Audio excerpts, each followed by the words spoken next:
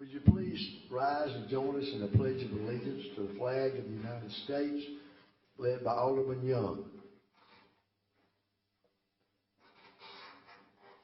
And salute. I pledge allegiance to the flag of the United States of America and to the republic for which it stands, one nation, under God, indivisible, liberty and justice for all. Thank you, sir. Roll call, please, Mr. Jim. Alderman Klein. Aye. Alderman Bledsoe. Here. Alderman Guy. Here. Alderman Bostic. Here. Alderman Johnson. Here. Alderman Dupree. Here. Alderman Young. Aye. Here. First item on the agenda is the vote on the municipal docket. Do we have a motion? Mayor, Alderman Geis. I make a motion to approve the municipal docket. Motion by Alderman Geis. Do we have a second to the motion? I'll second, Mayor. Second by Alderman Dupree. Is there any discussion? Roll call, please. Alderman Young. Aye. Alderman Dupree. Aye. Alderman Johnson. Aye. Alderman Bostic. Aye. Alderman Guy. Aye. Alderman Bledsoe. Aye. Alderman Klein. Aye. Motion carries 7 in favor, none opposed. Number 2 is new business. Tonight is the discussion on the proposed 2022 budget. I want to thank the citizens for coming out. I want to thank the aldermen for having this special meeting to discuss this most important matter. Before I turn it over to Mr. Robinson, just a few quick comments. Just a general overview of some of the areas. You have noticed, I'm sure, there's been salary increases. The alderman and I aren't in that group. No, we're not in there. One of our big problems in Horn Lake has been that our salaries were not even close to the other municipalities. So we became a training ground. People would start here, they would get experience, then the other cities or the county a lot of times would take them. And one of the goals, if I understood the members of the board correctly, was to try to get it where we would be in the ballpark on our salaries. And Mr. Jim has done a yeoman's job, and I thank him for that in comparing them. Number 3, unless I'm out of the list of 3s, is projects. Of course, we don't have as many this year as last year because we don't have the road bond. You will notice in the budget, of course, a lot of that money was for additional staff.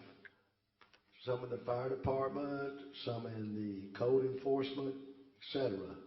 And of course, when we were working on the budget, mainly Mr. Jim was working on the budget, we had to factor in for inflation. Unfortunately, it seems to be picking up. So at this time, if that's all right with the members of the board, I'll turn it over to Mr. Jim so we can get things rolling here. Mr. Robinson, please, sir. Well, Mayor, besides going through the departments, which we've had that before, we've already had the budget that was presented. You've had that out there, and I had given you, at your place, I had given you a sheet which I worked on that showed that our budget overall from 2021 to 2022 is an increase of $2.4 million and change.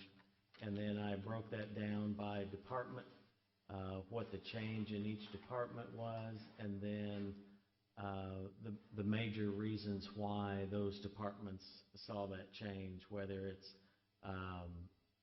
the staffing, salary increases, vehicles, you'll see some other line items in there, professional services, building improvements. You can kind of see the breakdown of each department and the increase in those. On that sheet, you'll see executive department is a little over $58,000. Legislative will actually end up being about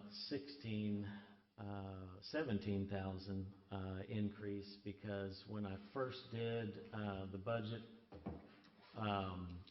I did not take into effect that some of you all would choose during open enrollment would choose the insurance, so that will increase another $14,600. So we'll have to, I am hoping the millage comes in with another little increase next time they send that out. Judicial is a little over $24,000. Financial is a little over $81,000. Planning is $19,500. Police is $509,000. Your budget doesn't reflect that, but I had added, you'll see there, the little over $56,000 that we'll have to increase that for the additional funds for code enforcement and vehicles for them. Fire department was a little over $986,000. Street was an increase of a little over $164,000. Animal control is just under $59,000. I apologize, I didn't put parks on there, but I can calculate that. But you'll see the reasons for increase on the parks. Utilities is an increase of $58,000, and that 901 department that kind of has all of our overhead in it is little over $485,000 increase. So you can see that explanation on each department. I know the department heads that have shown up would like to speak to that. I don't know if the board wants to ask the department heads questions or let them present, or if you would like a further explanation on the 2 different years budget, 21 versus 22. So, does anyone, before we get started on this by department, does anyone have a question or a comment for Mr. Robinson? The way this was done is Mr. Robinson sent out a request to all the department heads, and I want to thank them for their response on that with their request. And of course, we couldn't meet every request. The funds just were not available. But to me, it's staggering that we're able to increase the budget $2,400,000 from last year. That shows how well the department heads are managing their funds, how much better our tax base is here in Horn Lake, from ad valorem to sales tax, all the way through building permits. It's been a good year, and we hope next year is just as good. All right, if there's no questions so far, we can start. Now, on that executive, that $58,850, that includes a position for hopefully Miss Julie. Please remember her in your prayers. She's having her operation this Thursday. Her responsibilities will be to help Ms. AJ with payroll and other duties, to help Mr. Jim, to help with the accounts payable. Every one of you have expressed to us that the staff on this hall needed some help. So Miss Julie, to me, and I don't know if this is an accurate term, she's going to be kind of a floater for those departments. Whoever is running behind, she steps up that day and helps them out. That's why you see that $58,850. My salary remains the same. I don't have any questions about the executive department. Do any of the aldermen have any comments or questions about that? Okay. Mayor, Alderman Johnson. can you give me a little more detail about what Miss Julie will be doing? So she will step in anyone's role if they happen to be out? when Miss AJ is out or behind, it takes a lot of time to do the payroll. Mr. Jim has to be here many a night, as y'all all know, doing the minutes. Accounts payable, that's Miss Crystal. And sometimes things just stack up, so she'll be able to help with any of those positions. Did you have any other positions in mind, sir? Yes, I was, let me explain a little bit. She would be doing a lot more accounts receivable as of right now. She does some accounts receivable. She'll be doing a lot more of that. Still be doing accounts payable. She will be doing board-related duties, which would be minutes. And she currently does prints all the minutes and ordinances and keeps up the record books for the city. She'll continue to do that. She would also, she's also been cross-training to, do payroll. So she would be doing that. And our goal is to, because we're going to have some adjustments in the utility department.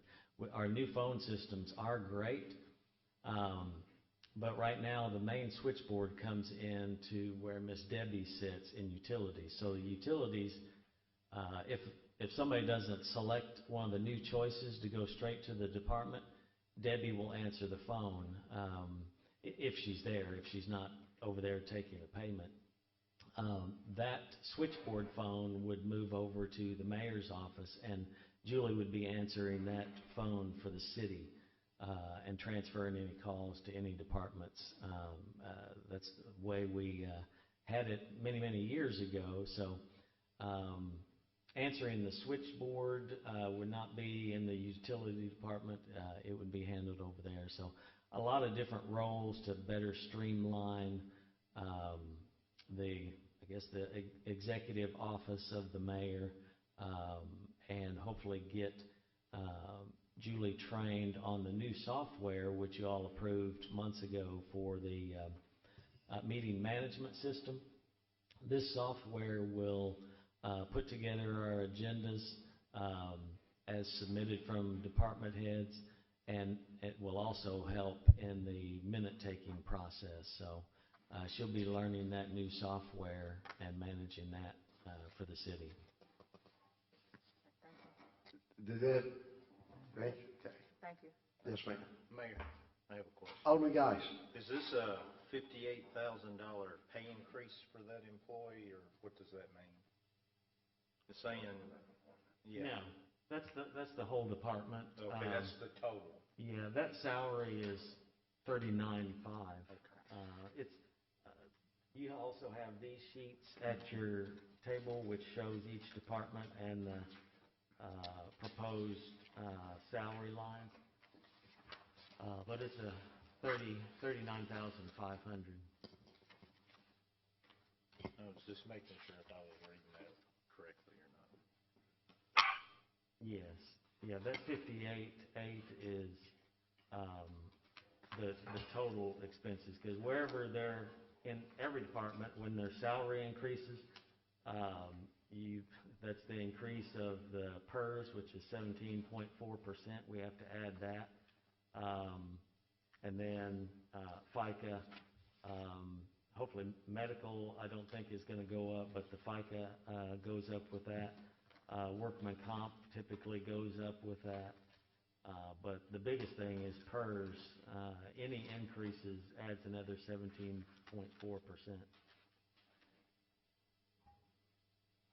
Alderman Bostic. Yeah, will we have to approve a job description for her new title as executive assistant / accounts receivable? Yes. Oh, yes. Something that AJ puts together where we can approve that position and then make that go into effect effective October 1st or whatever. Yes. Yeah, there are already job descriptions, but we'll revise that because the mayor used to have an executive assistant. But Miss Linda really didn't do some of the things that I just explained, especially with accounts payable, accounts receivable, and board-related duties. But yes, we will I've already started working on revising that job description. Yeah, and days past, the administrative assistant really just ran the phone and would call the department heads for problems. Miss Julie will be doing much more. Anybody else on this page? Alderman Dupree. So is Miss Julie going to take up some of the slack from you and Miss AJ? Because I've seen you guys running around here like crazy, and I was hoping that you guys would get somebody in there to help y'all. Is she going to be doing that, taking up some of the pressure off of y'all, you and Miss AJ? Yes. I mean, right now, I do the majority of accounts receivable. That's since we haven't had a finance director, I've been doing all that for, actually, since Miss Melinda left. Didn't give all those responsibilities back to Mr. Will, but she'll be picking up those. And then the board minutes and agendas are pretty time-consuming. Billy could vouch to that. But yes, she will be. And then as far as the payroll aspect, Julie already helps with that, and she helps with the state taxes, with the payroll, and a lot of other aspects with Miss AJ. And she's online with us. She could speak to that, but she'll be cross-trained a lot more extensively in that. Miss Julie's background was in banking. All right. I have one of my. Oh, Alderman Bostic. Jim, on this sheet that you gave us here on the breakdown, you've got over here on the total 155,702 and some change. And on this sheet that we're doing here, it's got 159,840.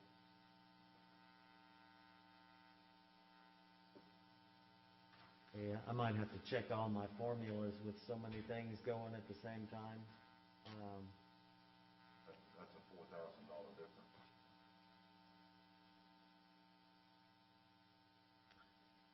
Yeah. I mean, which one are we looking at? I mean, I know you broke this down for us to show Yes. us, but we're working off of this number here on this package here. Yes, correct. This just has salary and benefits. This also has office supplies, vehicle maintenance, fuel, professional services, and travel and training. Which Any more? That was only about $1,500 when I added that category up. I can check my formulas on this to see if they're tallying everything up correctly. Okay. All right. Anybody, any questions? Anything else? Okay, going over to the legislative. The only difference there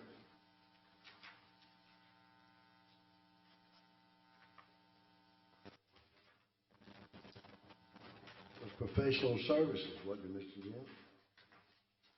Yes, but as I noted on there, the insurance will be going up also, an additional $14,000. So we'll need to add 14,000 to that 198,900. Correct. All right.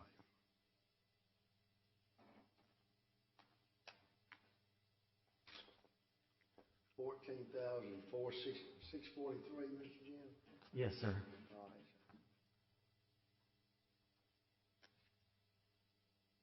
Anyone have any questions or comments about the legislative page?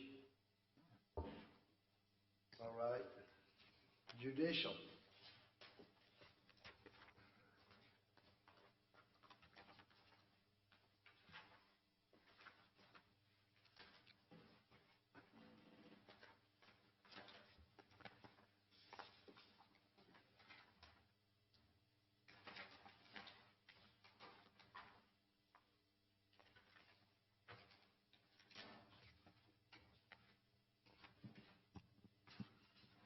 biggest increase seems to be in the wages, and of course that'll bleed off into retirement, the FICA. Does anybody have any questions or comments about the judicial? Ms. Tarver couldn't be here. She had they had some been at the school, didn't they? Yes. There's something been at the school. It's like a parent-teacher meeting. I mean, I will speak. You can see that there's a 5%. Ms. Tara has asked if you see her salary worksheet, she has a couple open positions, which are calculated in that, and she has come back and asked for a 10% increase if you take out those open positions. That's where Go ahead, Alderman Bostic. that's where that difference came in at, because what she requested was, the 332,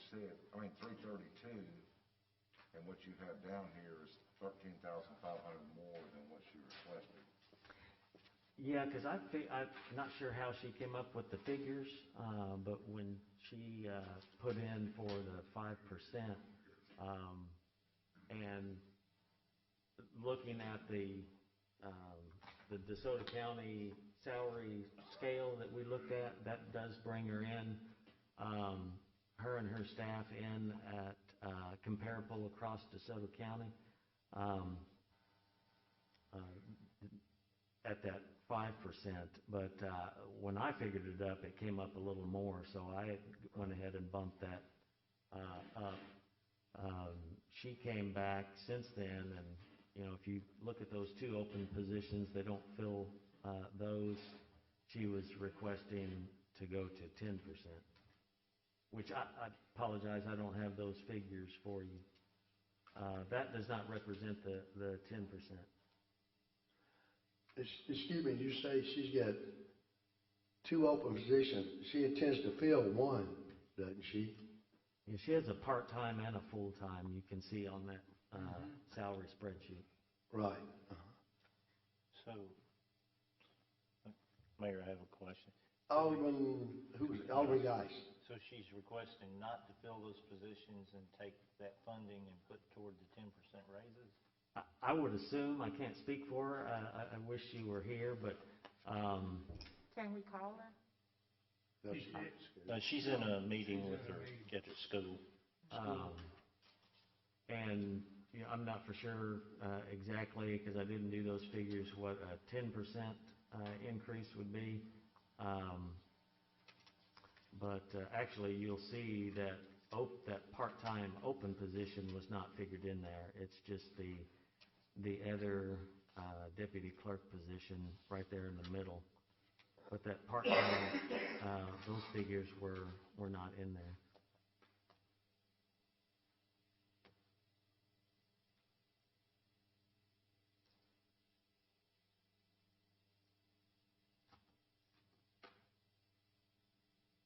Anyone else? Alderman Bledsoe. I'll say again, I'm not for percentage stuff, and if it's easier to figure out this way, it's fine. But when we come back to the original, I want dollars and cents. That way it'd be equal. Everybody knows exactly. Because 5% of somebody making $2 and 5% of somebody making $5 is a lot of difference. That's all I got to say about it. And Alderman, it was easier to figure out by percentages. When we looked at the DeSoto County scale in every department across each municipality, again, that what she originally requested does bring her staff up to comparable salaries. And I did make copies of this again. You all got this on April 4th, and then I think I printed it again in July. This was the DeSoto County salary comparison that AJ got from all of the HR directors from South Haven, South Haven, Hernando, Olive Branch, and DeSoto County.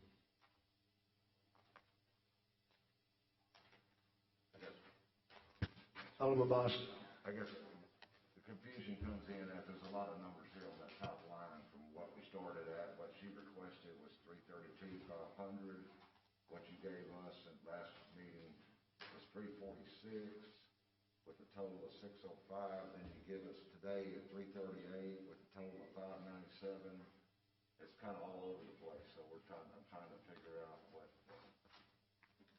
we're doing with that department. And it's all on the top line. This is the sheet you gave us at the meeting last week. The same sheet that you gave us here. But the only difference number is what you gave us here was the request. Well, she put in 332.5. Yes. You had put in 346, and then we get this one tonight, and it says 338. And on the bottom line on the first sheet had 605, and now it's got 597. And hers was 598, so that's a lot of confusion there. I wish she was here to. Well, I apologize if, I've got the 338. You have one that says 346? Yeah, the one you gave me last week. The one I worked on the budget this weekend. The whole package you gave us last week of everybody's budget, I got everybody's here. It says 346.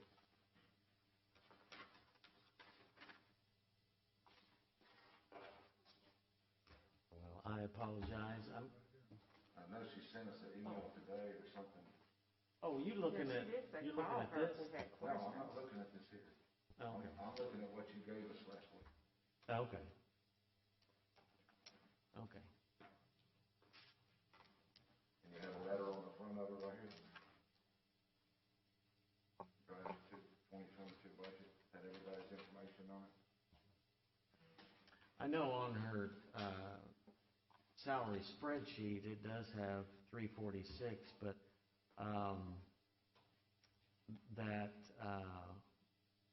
that open position was backed out. I'll have to go back and look, but yeah, I have the 338 for the wages and salaries with a total of 597,100 as the total budget. And that's an increase of all of her employees getting a raise? A 2% or 5% or whatever you said? 5. 5% for everybody but her? No, her also. Her also?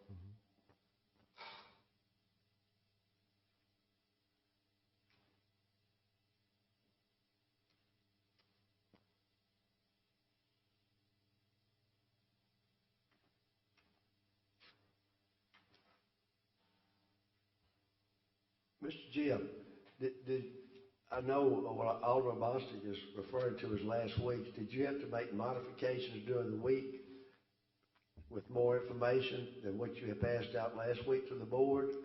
Or is that just a typo or what?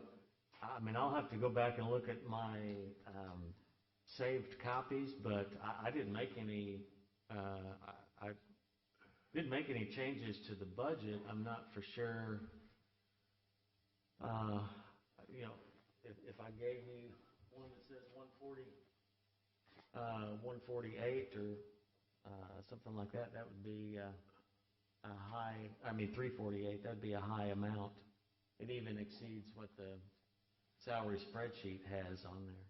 Right, because she had requested, like I said, the 332.5, and I had that difference, and you had put in the printout you gave us was 346, so that was 13.5 more than what she requested. And then we're coming back tonight, she's still requesting 338, which is like $6,000 more than she requested, or that's what this request says. Mm-hmm. So that. Yeah, that 338 from her 332. When I figured up the 5%, I figured up a higher amount, and I had went over and met with Ms. Tara and said that her original amount. I asked her, do you think that will cover the 5%? Because I came up with a different figure. That's where I came up with 338. So it's more than the 5%? Currently, it is not. The 338 that you have is a 5%. And on this sheet right here, you said now they're putting 10% salary increases. She's wanting that. Yes, The email we got from her today says she wanted to increase it up to 10% per employee. yes. It's not included in the 24.5 that you've got on here.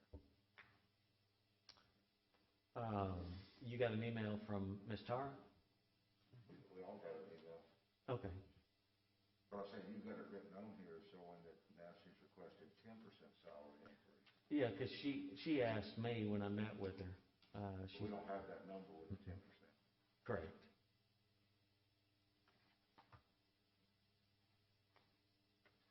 This budget here is reflecting the 5%. Ms. Warren just wanted to get more. She wanted her employees to have more. It goes to every department head wants that, but you have to, y'all are all very intelligent, we have to just work by what we got. They're still comparable in salary to the rest of the county and everything, and to the other municipalities. We have any more discussion on the judicial page? Okay, finance and administration.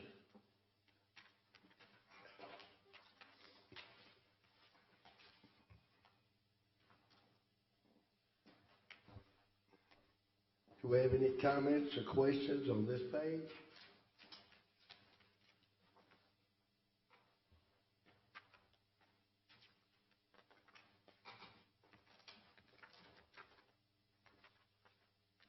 I have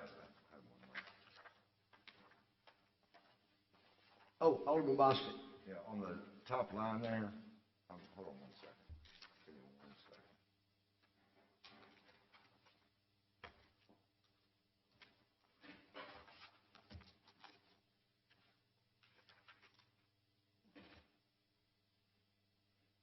$81,250 more than last year. Correct. And how many employees are we looking to add to the other than? Well, we just transferred Crystal from utility over there. This salary spreadsheet chart shows that there's AJ, Crystal, John Mark, myself, our new finance director, Marie. Julie's name is still there, but you can see that those numbers were taken out. And then last year's budget has a facility maintenance person in that department here for City Hall. So those are the ones on this salary spreadsheet. And again, you'll see Julie's funds are taken out of that. So the $81,250 is mainly in raises. Yes. Yes, sir.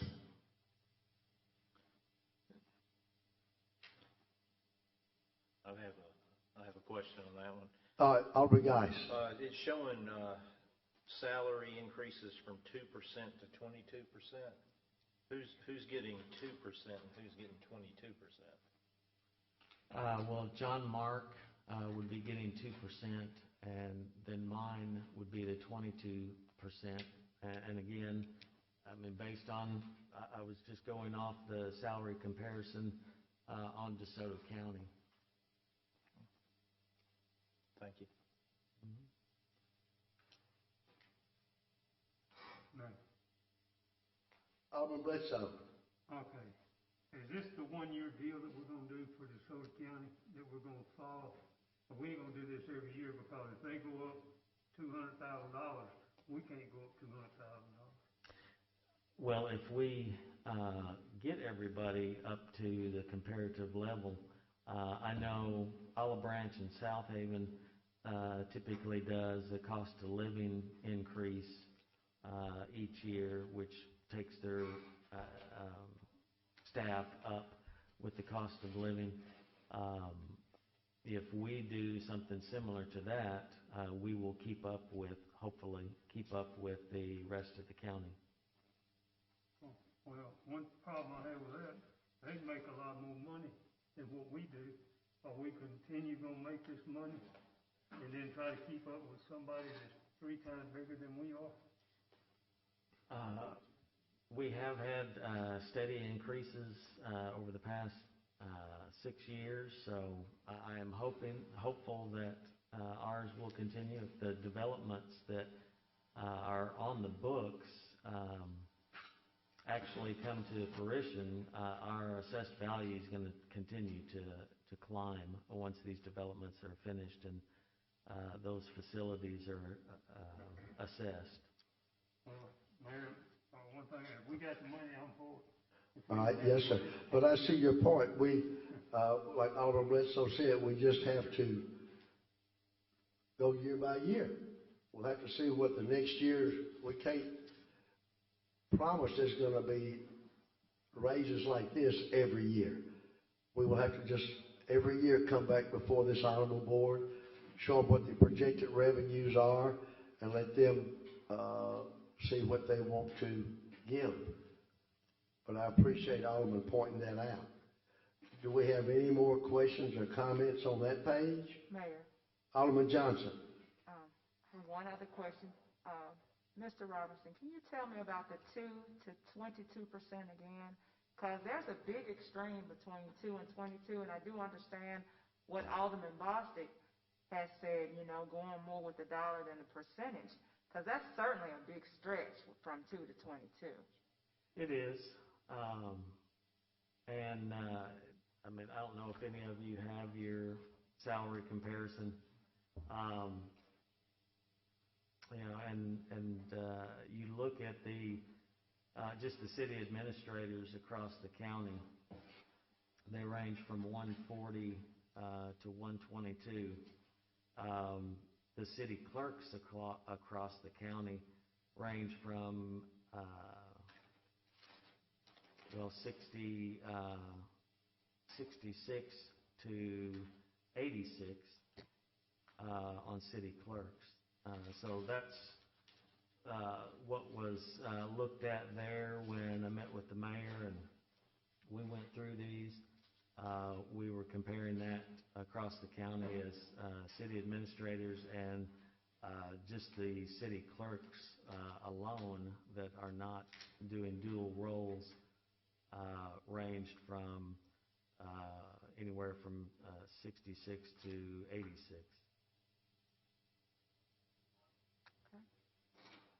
And every one of you are aware of how much work all these people in this hall do. And I see your point about the difference in the stretch.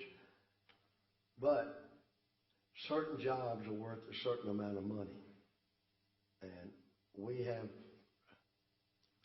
not fairly compensated those positions over the years. And we're lucky to have the quality staff that we do for what we've been paying.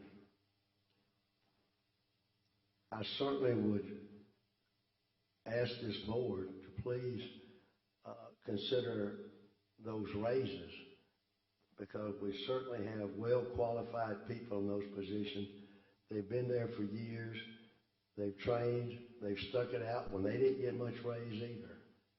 And now we're in a position to compensate those positions and those people at a fair rate. That's it for me. Anybody else have a question or a comment? Yes, Mayor. Alderman Johnson. Now, I can say, you know, what you said is absolutely correct as far as having the experience and everybody working hard. But I can tell you, each one of these department heads would say the same thing about their department. So I'm just looking for the equity here. And I know every job is not equal, but I want to be sure that everybody gets what they deserve as well. Yes, ma'am. And the other departments, over the years, some of the other departments have received increases to make them comparable with other departments in the county and other municipalities. We have a chance here to retain qualified experienced people, and I'm not asking for them to be overpaid. I'm just asking to be paid what they're worth. And I would appreciate the board's consideration on that. All of y'all have come down here and seen how hard these people work. I'm not asking for a raise at all. Alderman Dupree. Mr. Jim, when we talk about the other cities and the county as well, their budget is like twice or three times bigger than ours. And when we talk about comparable, you really can't do comparison when they've got that kind of a budget. And I understand that we need to do what we can do for our employees. But I just think when you come apples to apples, you can't do that. We have to do what we can do here at this city. That's all we can do. So we can't really look at other cities. Reason being, like I said, their budget is 2 or 3 times higher than ours. But I am all for giving these folks what they deserve. Because I've been in that hall. I've seen. I left last week because it was so hectic in there. I said, I'm out. When I was trying to come to get some paperwork done. So I know the time, the effort, and hard work they put into that hallway over there. That's just what I wanted to say. I just want to, excuse me. Alderman Johnson. I just want to make sure that every hallway is represented. That's all. Not just one, not just your hallway, but every single hallway, every department in our city. That's what I'm saying. Not that nobody's Jim or anybody else is undeserving. I want to be sure that everybody is represented just as well. I thank you for those comments, Alderman Dupree and Alderman Johnson. And if you look in the budget, I think every effort has been made to see that fair wages and increases have been provided for in every department. Just like our household budgets, we only have so many dollars to work with. And we have tried our best to make the pay fit the job as we could afford it. Anybody else have any questions or comments? Mr. Robinson.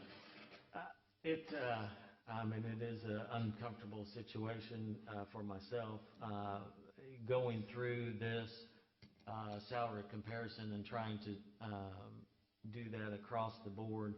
And to Alderman Dupree's benefit, on this sheet I put the budget sizes, population size, number of employee size, and there's no way that we could pay a city administrator $140,000 similar to South Haven and Olive Branch. That was. If you look at that on that sheet that I had sent you, going through this with the mayor, this was an uncomfortable process when we came to this particular department, but we looked at all departments based on the DeSoto County comparison. Thank you, sir. And with everything going on, all of us are aware we haven't been able to get a city planner because we weren't often enough presently. We just now got a financial officer. We were lucky to get Miss Marie, but it took more money than we paid in the past. And again, to keep qualified people, we had to get in the game. They could walk off and get jobs with other municipalities or the county. Is there any more discussion or comments on this page? Alderman Young. Mr. Robinson. Yes, sir. We're using a page out of a balance sheet from across the county for how many dollars and cents they're paying this person or that person. Olive Branch, their public works has 386 people in it. I'm just looking at the apples to apples here. You know, if we're going to try to maintain, and let me say this, we got the largest budget this city's ever had right now. We got more money now than anybody before us has ever looked at. We're blessed. And to have the issues that we're having, we're very fortunate. I just want to make sure that when we're talking Horn Lake to Olive Branch, or Horn Lake to South Haven, or Horn Lake to Timbuktu, are we including a cost of living raise along with the 2%? Or is it just the 2% for the guy working on the street today? Yeah, it's just what you see before you, the percentage. There's not an additional. There's not a cost of living above and beyond that. No. So the cost of living right now is about 4.8%. We're giving our day-to-day ditch workers or land workers or garbage whatever they are, grass cutters, only not even half of what the cost of living increase has been this year. We need to. The budget we've got to do something for these people. I mean, I understand the hallway, and I'm with you on every hallway. Is there any wiggle room that we could do something? I mean, with the projections that we've got coming in that we talked about earlier, is there any way we can afford these folks at the lower ends of the pay scale of cost of living to go along? At least get them close to what they're spending now? More, I mean, if the city's paying $150,000 more for gas, how much is the guy paying for gas to go to work at Public Works or at the animal shelter? How much are they paying? We need to really, I mean, I don't have but we need to adjust that number on our employees below the hallway. I mean, these people are what makes Horn Lake. I don't know if we can unlock the doors without them folks. I don't know whether or not, but we do need to look for we need to give them a cost of living along with this 2%. That's not asking a lot. And if the projections are true, we should be able to do that. So maybe I'm throwing a wrench into the gearbox, but somebody's got to know where to tap and know where to tap and when to tap. And if we're going to keep these people working, we're going to have to tap hard. We need to. Where would you propose? Because wherever we add something, it's got to come out of somewhere. I agree. I agree with that 1,000%. There again, I'm going to go back to the budget proposals that we're looking at, and I know we don't have an audit to come back from 19 to here so we can have a strong number. I understand that. So we're working off projections, and we all understand those projections because we were given the projections. I mean, we're averaging $66,000 more a month this year than we were last year. All right, if we maintain that, we're at right at almost $1 million or $8,200,000 above last year. Now I know we're looking in the future, and I didn't bring my crystal ball, and I hate doing it. Excuse me, sir.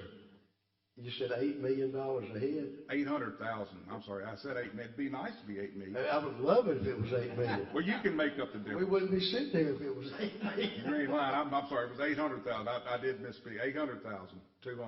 802,000, almost 803. But I don't know where we're going to pull this extra 2% from.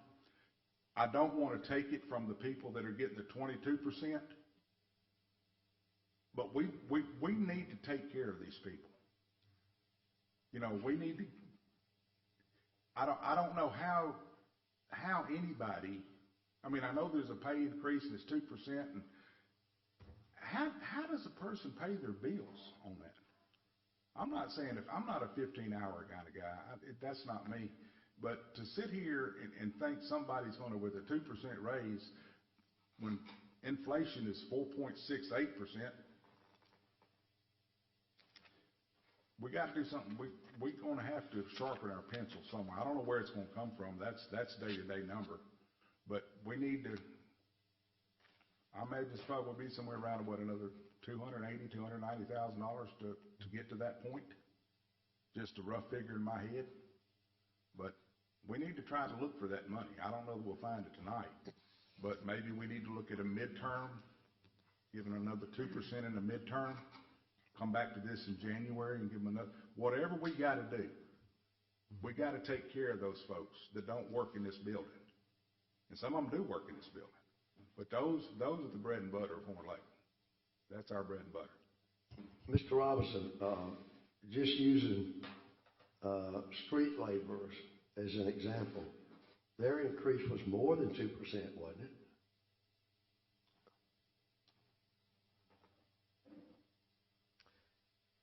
It ranged, well, you can see street and utility range from 2 to 6.3%. It ranged from 2 to 6.3, depending on the position. Is that correct, sir? Correct. Okay. Alderman Dupree. The cost of living nationwide is 3 to 5% each year increase. Now, I'm just throwing this out there. I don't have an answer to my question. But instead of paying the 22% at the high end, can we lower that to say 20% and take that other 5% and disperse it throughout everybody else? I mean, why does it have to be so high? And then you could take that money and, like Ms. Johnson said, take care of everybody else. Just those few people, it wouldn't be Well, enough to make. You're just talking about a few $1,000s, and we keep going back to. Like I said, So Mr. Would be blunt, we're going back to Mr. Robertson's salary, and we're going back to Miss AJ's salary. Right. And I will tell you, and every one of you know it, if there's two people that deserve to get compensated even close to the other cities, it's those people, and it's all these people down here. I'm not saying some people deserve more than the other. Some of the departments are already pretty comparable. Now, we could take away some vehicles from some of the departments. Sir. Well, thank you for your answer. You done? Oh, no. Go ahead. Like I said, I'm okay with what if we got people getting 6% raises or whatever. I'm talking about the person that's only getting 2%. They need to get at least a cost of living increase. That's what I'm talking about. You're not getting one, and I'm not getting one. Well, I don't want one. I don't get one either. So not everybody. No, I'm not talking about us. I'm talking about the people that's only getting the 2%. I'm not worried about us 0%ers. And I'm okay with saying, hey, department heads, the first budget meeting or the first Alderman meeting in January, I want to know how you're doing on your budget. Can you afford in your department to give those people another 2%, another 2.5%? Let's put it where the rubber meets the road. These people are making their salaries. They're getting really, they're making some pretty good decisions down there. I mean, you can look at the budgets that they're proposing. They're doing really good. Can they do this? It's not going to affect every department, but it's going to affect some. And I'm just saying, if we can come back here in January and at least give these people some kind of glimmer of hope that we're going to give them a little bit more than what we're giving them tonight because we don't have the money. Well, if the rest of this revenue comes in and we get some things rolling and we get a few more of these businesses, we might be able to do all this. Not saying we can, not saying we can't, but there's some really good people out there that's worked here a really good time, and they're not getting a cost of living raise in that. I agree with you. There's some sitting right here right now. That's what I'm saying. All right.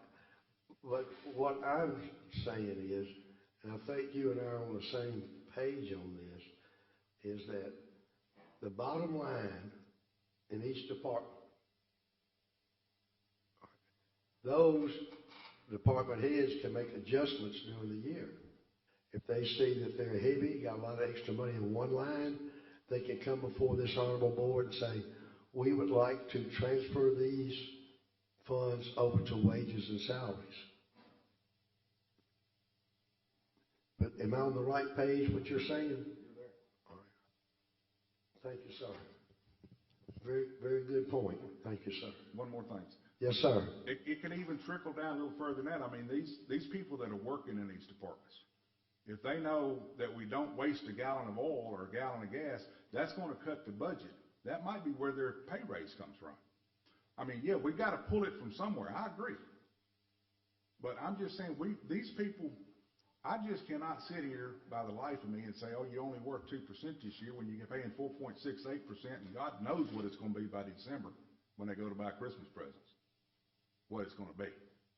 We've just got to take care of these people, and they're looking at this diocese right here to make that happen. And I just think we need to step up a little bit and say, hey, department heads, start counting pennies. We got to give your folks, and it comes from you.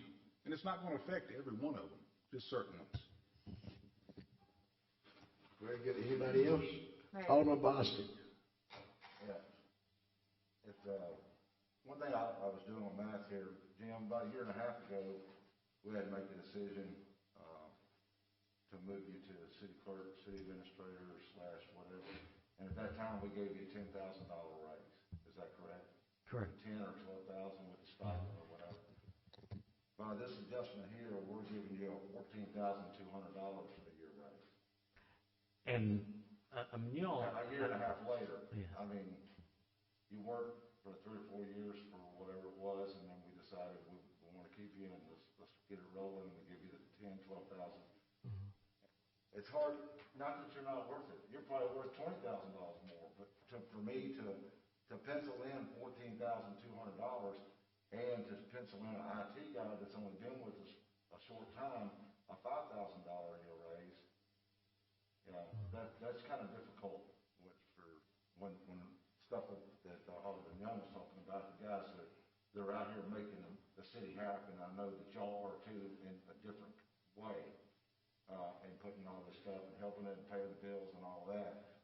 But that's a sizable chunk, and I just have an issue with that. So.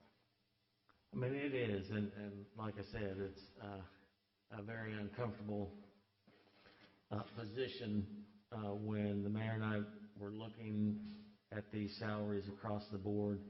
I mean, you referenced John Mark. Yeah, we were, you look at that across the board in DeSoto County, he's way underpaid, and he's underpaid compared to an IT person in the police department. So we're getting those two up to the same amount.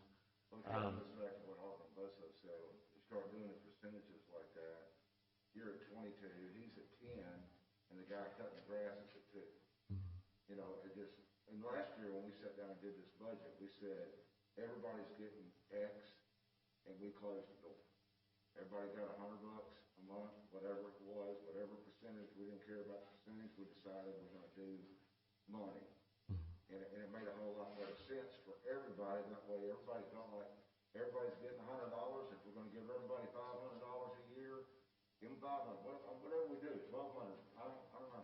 But when you start breaking down percentages like that, it's kind of difficult for each department head to start figuring up, you know, each person that they have and the categories and stuff, and you give them one 10%, another one 20%, another one 5%. It just makes it real confusing, and like Alderman Johnson said, we just want to make sure that it's an even field, and every call is important to make the city operate, and it's up on us to make sure we get a full understanding of what's going on, and that's what I'm trying to do. But when you start talking about those types of figures after a year and a half ago, when you got a $12,000 raise, and then now we're putting in a $14,000, it's difficult. Yeah. And If I mean, y'all will excuse me just a moment, one of the principles we tried to go by, which we thought the board expressed, was we wanted to keep our employees so we wouldn't have such a high turnover rate. Miss AJ, are you on the line? Yes, sir. How many employees did we lose? I know this is going back months, and I forgot, and I don't know if you remember, this is a tremendous number of employees we lost over a short period of time. I believe we have close to a 13% turnover. I'd have to rerun it again, Mayor. Honestly, with as crazy as it's been the last couple of weeks, I haven't ran it real recently, but the last time I ran it for liability insurance, it was at 13%. 13%. Thank you, Correct. Jay. Yes, sir. One of the principles I thought that the board wanted was to try to reduce our employees that left, to try to retain our employees. And so that's why you see the up and down on this thing. I understand. Yeah, And that's where we were a year and a half ago when we bumped him up then, that we put him up to that scale at 72 or whatever it was. And it's, we wanted to keep him. So we said, yes, we're going to pay you that kind of money. I mean, he wanted more than that. We negotiated to keep him, and he was happy with a $12,000 increase. well, I see what you're saying. I know it was awkward talking to Mr. Jim. He is certainly worth the money. He doesn't do just the administrator job. He does a whole lot of jobs. So we are understaffed compared to other cities. Even with adding that one, we're still going to be understaffed compared to other cities. It's up to the board to decide whether you think that his services are valuable to this city. Alderman Johnson. Oh, Mayor, I was just going to comment on the midway asking of raises. I thought we agreed that we were not going to do that anymore on making changes during the fiscal year. We said that once we made a budget, that was it. We wasn't going to keep going back and forth and saying, hey, we want a raise, that this would be it for us. You're exactly right. Mayor. Alderman Geis. It's nothing against Mr. Robinson or anybody else that's getting the bigger raises, but since I've been on the board, and it hasn't been long, we have given most of the department heads some pretty big raises, some multiple pretty good raises. We've really focused on the police departments and fire departments, and that's my background. His background, and that's where my heart is.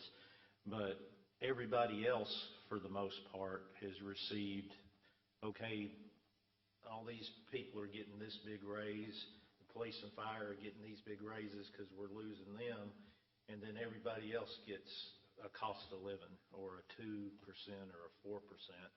And in my opinion, we do want to keep people, but that also includes the people out there cutting the grass and cleaning the ball fields and cleaning dog poop up out of a kennel.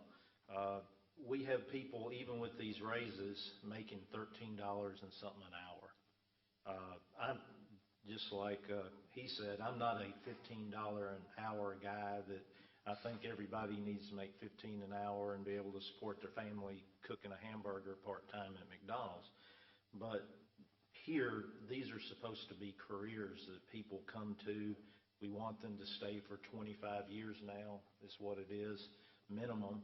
And if we want to get quality people and keep quality people all the way to the bottom, we have to pay people more than $13 an hour. I'll never get a raise while I'm on this board, and it doesn't matter to me. And I understand you aren't asking for one either. But those people are who I think, at least for 1 year, we need to focus on. Not department heads, not the higher ups, but the working people. I've talked to some department heads, and they told me, I don't want a raise. I want my people to have raises. And that's where we need to focus. We've focused on 2 departments and the higher ups, and everybody else is getting kind of the crumbs that are left. And I think I appreciate the hard work that goes into figuring all this out, but we need to focus on those people first, at least this year. Thank you, sir. Yeah.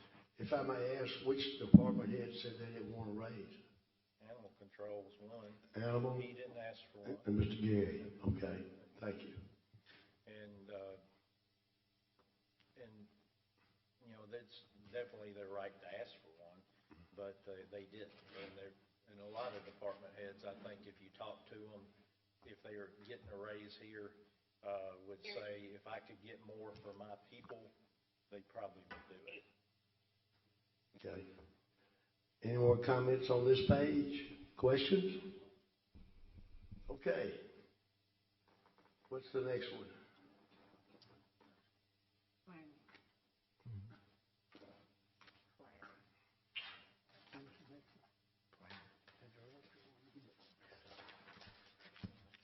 Mayor, on the planning, you can see that it's got a range of 2 to 15%. And looking at the county comparison, our previous planning director was at 63,000.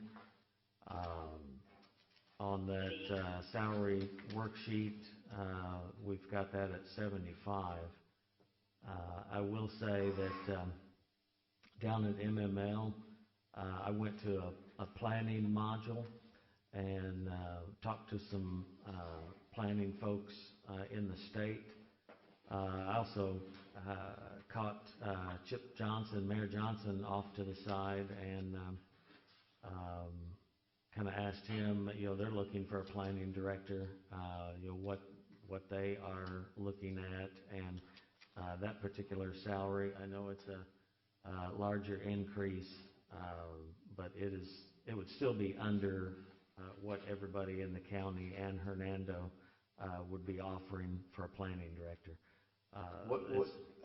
I have difficulty with that mask understanding. You said Hernando's offering about that price? No, it's going to be a little bit above that from what my conversation, which I don't want to really go into online. Well, I wouldn't ask you, but I just know we don't have a single applicant. Correct. We don't have a single applicant at our present salary. We have, Mr. Bob has been advertising that again for us, but that salary that is on your spreadsheet is comparable across the county. And just to go back, we have been talking about probably the last 2 months, well, since April 4th, about doing the county comparison. I appreciate Alderman Young, his comments about a cost of living. I've been pushing for that for years, but some years we didn't even do a raise. Some years, 2 years we did flat rates. We could walk out of here tonight and you all could decide to do a flat rate, which is fine with me. I was just moving forward with what we've been talking about for the past couple months, the DeSoto County comparison. If we do look at a cost of living, I think that would be so much better. Like I said, I've been pushing for that for years, but the past dynamics on the board didn't like the cost of living either. Some of them did not. That's why we a lot of times went with a flat rate for everybody. So just to be on record, you all make the decision, and we could walk out of here doing a flat rate. The mayor and I were just moving forward with what we had been talking about, but and what we've been sharing with you since May 4th when we discussed the countywide comparison. But that does get the planning director up close to Hernando's. It doesn't compare to Olive Branch and South Haven, but it does compare to Hernando. Again, I know I'm being really repetitious. When we figured these salaries, we thought that the board wanted us to get us in the ball game so we could retain people. We could, just like Mr. Jim said, just go in flat percentage across the board. What that means, I don't know. But, and especially in key positions where you have to have qualified, experienced, trained people, and not saying that any of the other positions are not trained. They're different skills. Alderman Johnson, nobody else on the faculty could probably walk in and do your job in the library because they're not trained to do it. And you couldn't do theirs. I couldn't do a fireman's job. Alderman Dupree. I don't like the flat rate, and the reason being, say we walk out of here tonight and say everybody gets a $500 a year raise, okay? Just throwing that number out there.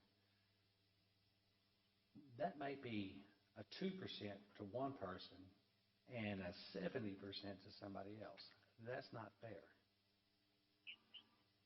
Because of the job skills of someone that they have. Ms. Johnson,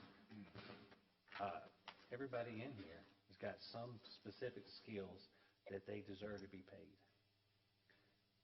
You go down to McDonald's right now, they're doing a $500 sign-on bonus for flipping burgers, and that's a great job. I mean, they got great benefits. But we're talking about people who are skilled, educated in their job, in their position. If you do a flat rate, you might be cutting them. So I believe in a percentage rate, because if you get somebody that $500, it's really not fair to the person who's making $50,000, $60,000 a year, but it's great for somebody who's making $20,000 a year. You see what I'm saying? So I'm not in favor of flat rate. All right, any more questions about the planning page? Mayor, Alderman Bledsoe. Hernandez is gonna give their planning director a little bit more than what we are, and we're still where we were, so we need to be up to them at least $80,000 or whatever. Would that be feasible? They're willing to go up to 80,000 on the planner, but they're not willing to go up on others? We can hear you, Miss AJ. That planning increase would be a 15. You can see there a 15% increase. I mean, if we go up to 80, it could be a 20. I hadn't done those figures, but that is a 15% increase on that particular line item. And one thing to speak to Alderman Dupree. 2 years ago, I think it was 2 years ago, I don't think it was last year, I had proposed, we always have to have a starting point on where to move forward on a budget. I had proposed actually a sliding scale increase, and I'll have to pull that up. I still have all that information, and I made copies of it and passed it out to the board at that budget time. But I took... and this is just, I don't remember where I started the scale, but say somebody making $30,000 and below got like a 6 or 7% increase. And I'm just throwing figures out there. Somebody that was 50,000 and below got like a 2%. Somebody that's 50,000 and above, I had the ranges. Got a little bit less of a decrease, or increase, like 2%. The higher scale folks that made 60 plus got like 1%. So the scale was tipped towards those that made 30,000 and less. They got a 6 to 7% increase, and as you went up in salary, you got a 3 to 1. I think the lowest percentage was like a 1% increase for those that made 70,000 and up. So that was one thing I proposed a couple of years ago, which goes to what everybody is saying here. The lower end folks get a higher percentage. That helps that aspect rather than everybody getting the same rate. Those that make 30,000 and below get a lot higher increase if they get 6, 7, or 8%. I'll have to pull that scale up again that handed out a couple of years ago and send that out to you, because we could go out of here and you guys might say, hey, I like that. Didn't get much positive feedback when I presented it back then, but that does go to affect those that are at a lower scale. I mean, it does not bring some folks up. Like if you'll see, animal control scale is 13 to 28% increase, and it, as I know, Alderman Guy said, Ms. Pat does not want to increase, but to get her comparable to everybody else in the county, that would be a 28% increase for Ms. Pat. Her staff have a 13% increase because they were, and parks were one of the lowest paid in the city. You know, we had park laborers making $11 an hour, and have for years. So I can, if we walk out of here tonight, I can show you that sliding scale, which gives a higher increase for those, and I don't remember where the starting point was, 30,000 and below, and it's scaled up, and we can go look at that too. But we just had a starting point of using the DeSoto County scale. But I do appreciate Alderman Young. It's always been said when we've talked about it in the past, we don't agree with, well, there's one particular alderman that did not agree with a cost of living increase. And, you know, I always felt that everybody, most of the other cities, when I researched it, South Haven and Olive Branch always did a cost of living increase. I wouldn't call it that, because they call it that. I think Olive Branch gave like a 2% in years past. Not particularly sure what they're giving this year, but sorry to take up more time. All right. Thank you, sir. Everybody up on this board sincerely appreciates every person that works to serve the citizens of Horn Lake. And we can agree that they definitely need to be compensated, especially in these inflationary times. But the bottom line is there's only so many dollars in the pot.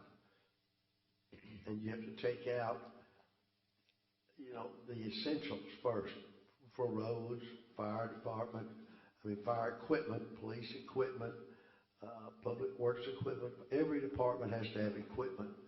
And there's certain services that the citizens deserve. Many of them, some of them we can't fill.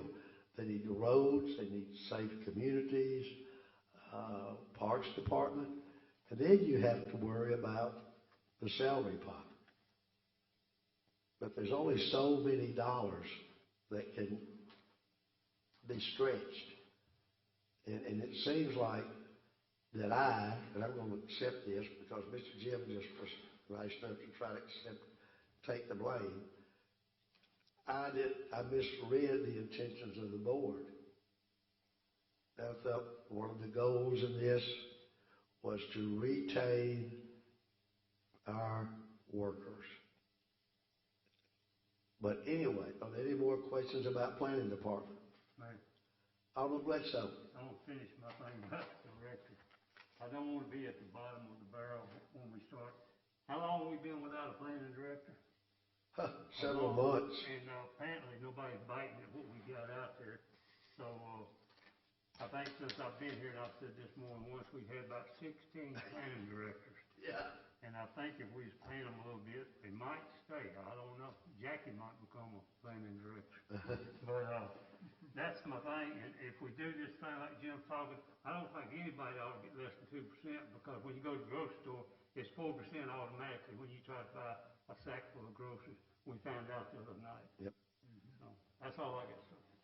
Alderman, paying planning director $80,000 would be a 21% increase.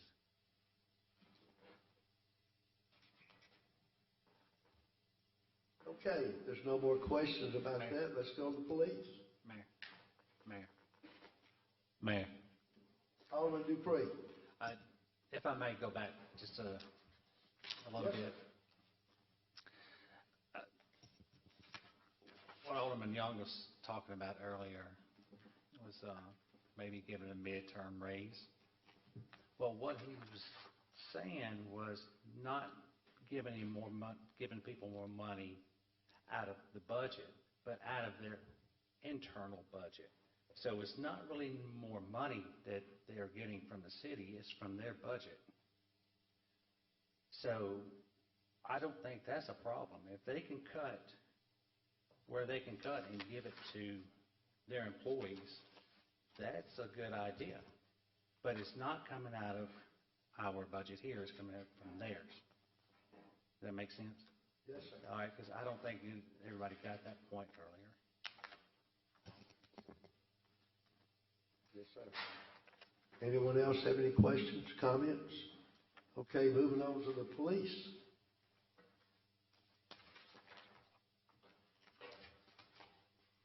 Anybody have any questions or comments about the proposed budget for the police department?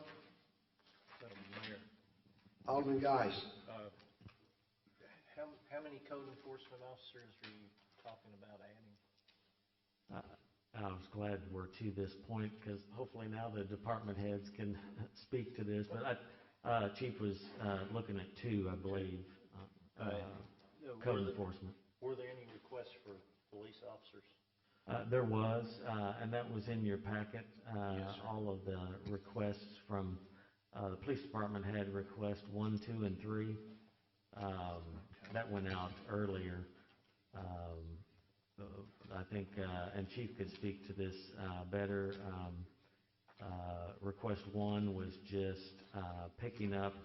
We started increases in January, so that just picked up 3 months worth of salaries that were increased at the beginning of this budget year. Request 2 had a 2% increase, and I believe one employee had an 8%. Chief could speak to that better. And then request 3 was for additional code enforcement, police officers, and vehicles. And request 2 had vehicles also in it. Request 3 had additional vehicles for the code enforcement.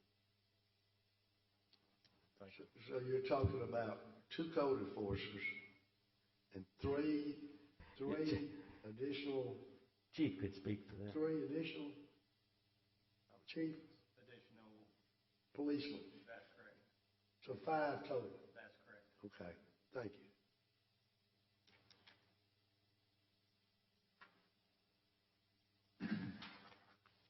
And so in this budget, you just addressed the code enforcement officers in this budget? Yes, I believe so. Chief, this is the figure for just the code officers, right? To be quite honest with you, I have no idea what figures you're looking at. Okay. It seems like what we were given last Monday is no longer what the board's currently looking at. I will say, just to speed the process up here, that what was given last Monday, yes, that only included 2 code enforcement. Okay. It's the same number. And on your sheet, I did, in red there, I did note that an additional $56,000 would have to be added. And Chief's calculations came up to add those code enforcement officers, the vehicles, the benefits. You'll see on that line, it adds an additional $56,000. So the bottom line is $7,088,000, add 56,000 to that. Correct. 7088. 7088708. 708. Add the 56 to Right, that. add the 56 to that. Yes. Correct. It's 71. 7144708.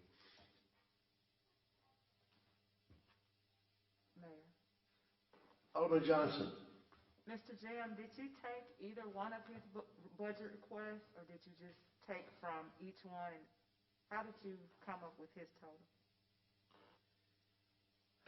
Well, when we look at the assessed value and the revenue coming in, when I originally sent you all out that email and that memo, it had, I put a range because I put request 1, 2, and 3 that the police department submitted in the overall budget to see where our bottom line came in. And when I originally put everybody's budget in, it ranged from 300 to almost $1 million loss. So then we had to start chipping away at certain things in each department. Some of the requests for additional vehicles in some of the other departments, additional staff. Like when we get to fire, they requested 9 new employees, actually 10, and we are down to 7. So we had to cut from each person's request to make that bottom line. So, we started with our revenue and started with the request, which I do every year, and typically it does come in at a loss, and then we started looking at what are some other options.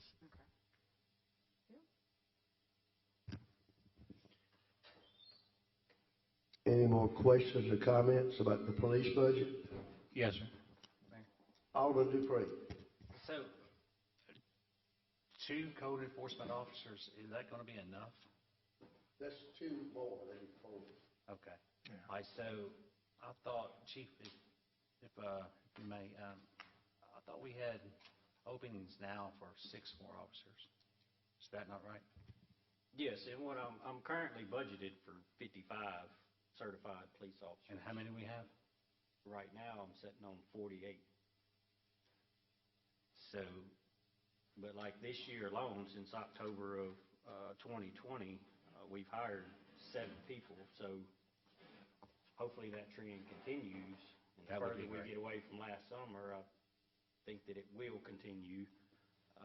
Then if we fill those 7 positions, yes, I would like to add 3 more. Because I know it's been a while since you hired some, right? Right. Well, not since we hired, because like I said, we've hired 7 in this budget year. Oh, okay. But that's positions that were already budgeted on the books.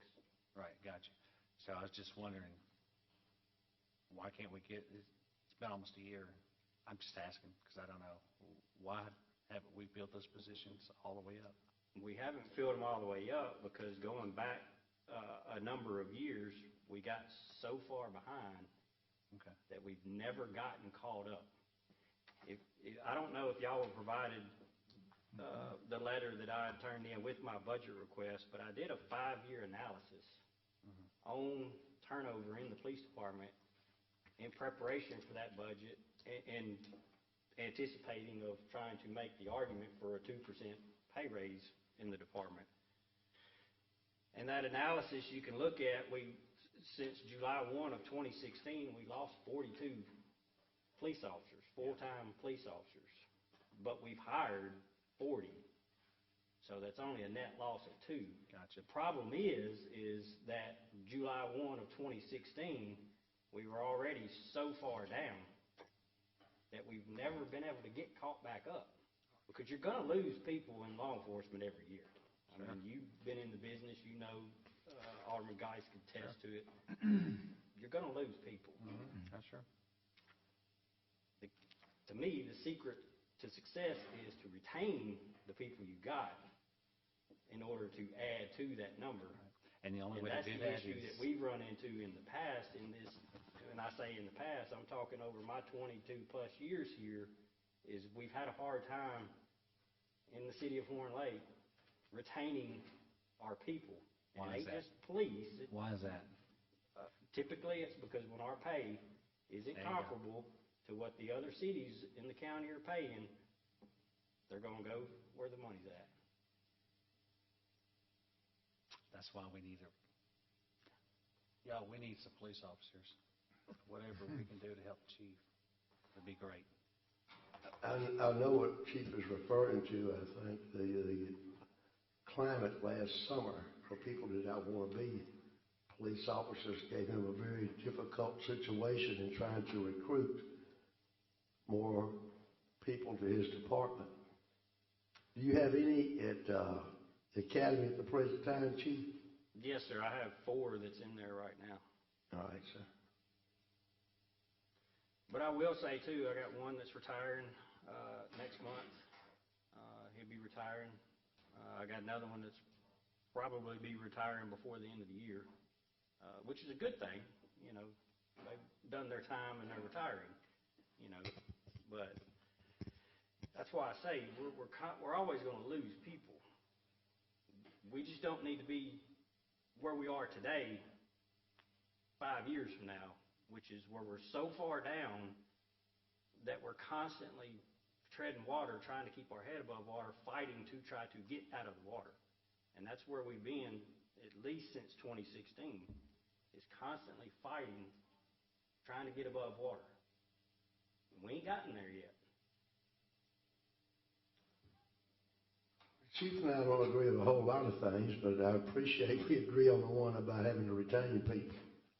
Yeah. Now, just a minute, please. All right, 2 of these vehicles are for code enforcement. Is that correct, Chief? That's correct. How many new vehicles did you get last year, Chief? For code enforcement, 0. No, sir, for your police department, not counting code enforcement. For my police, 8. You got 8 last year. That's correct. How many are on the street normally at one time, Chief? Because I know you have a lot of breakdowns. It just depends. I mean, when you say on the street at one time, give me more specifics than that. Well, I mean, I'm doing routine patrols. If we were staffed the way we need to be, then we would be running seven patrol officers on a 7. shift. Yes, sir. 1 lieutenant, 8 investigators, 3 SROs, 1 K-9, and depending on the time of the day, 1 DUI, and then your admin. Okay, thank you. Now, I know you were wondering where, the board was wondering where they could get some extra money. You got 8 vehicles last year, and you're asking for 8 again this year. 2 of them, they'll be codes, so that's a scratch-off. That still leaves you getting 6. I don't think Chief would like to give up 2 new patrol cars. So when y'all talk about getting more money, you've got to start looking at every department, and that's their job, is to look after their employees and make sure they've got the equipment to do the job. What is a car cost now? One of those Tahoes, Chief? Tahoe's on this year's contract was $34,600. About $70,000 for 2. That's before you finish them out, right? That's for the vehicle itself, correct? Yes, sir. We're gonna have more in it than that. So there's your $70,000 right there. But I cannot see where anybody would want to not provide operating vehicles for the police. But that's the problem we face. If you want to do these things, if you want to retain skilled people in every level, it takes somebody very skilled to run a machine. If you would have got there and put me on those 0 turns, I'd be out in Horn Lake Road in a minute. I can't operate those 0 turns, much less anything else. So does anybody else have any questions or comments about the police budget? I do, Mayor. Who's we? Oh, Alderman Dupree. Just a question. The Tahoes are $34,600, and they use a whole lot of gas. The maintenance is high. We thought about going to something That doesn't cost so much and you use so much gas? No, sir, you're, no offense, but you're mistaken in two of those points. The maintenance on the Tahoes, and we can show this in our maintenance records, is significantly less than any other vehicle that we have ran at this department since I've worked there since '99. Well, these were just questions, so. Right. All right, so do you have another specific, well, no, you can't really do a specific on a vehicle, but maybe buy something cheaper and that's less on gas? Well, we have bought cheaper in the past.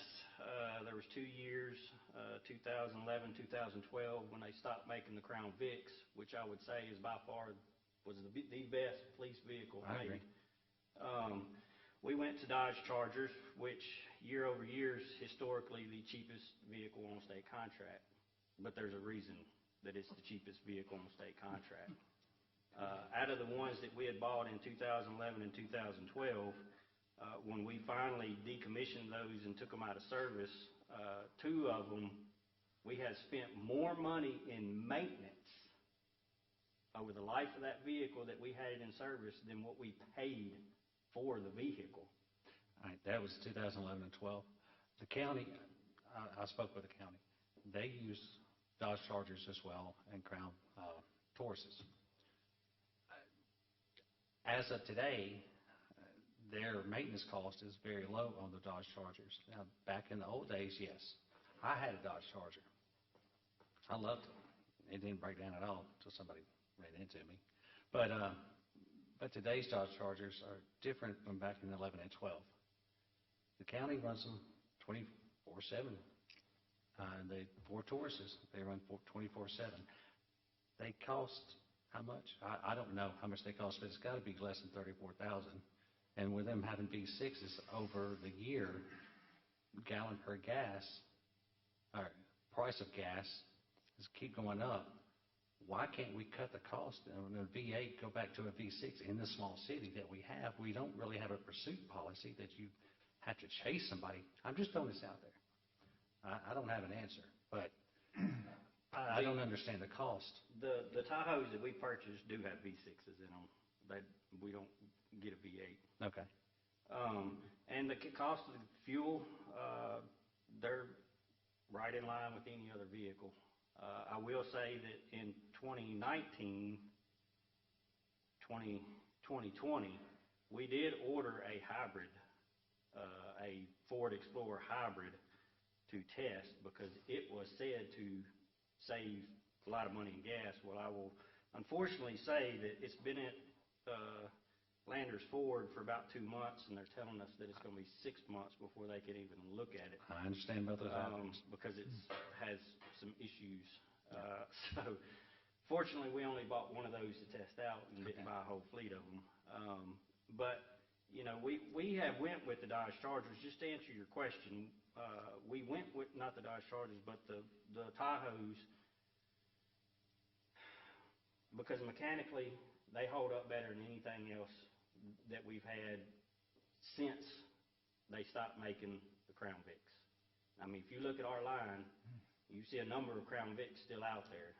Now, granted, most of those are backup cars, and yes, they're doing all they can do to get us from point A to point B at this point, but we still have some of those in service.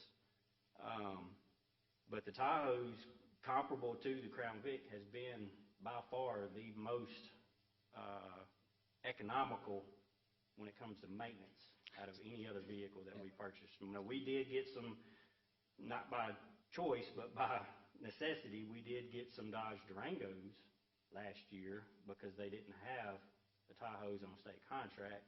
And when the factory shut down, anything that you ordered, you weren't getting.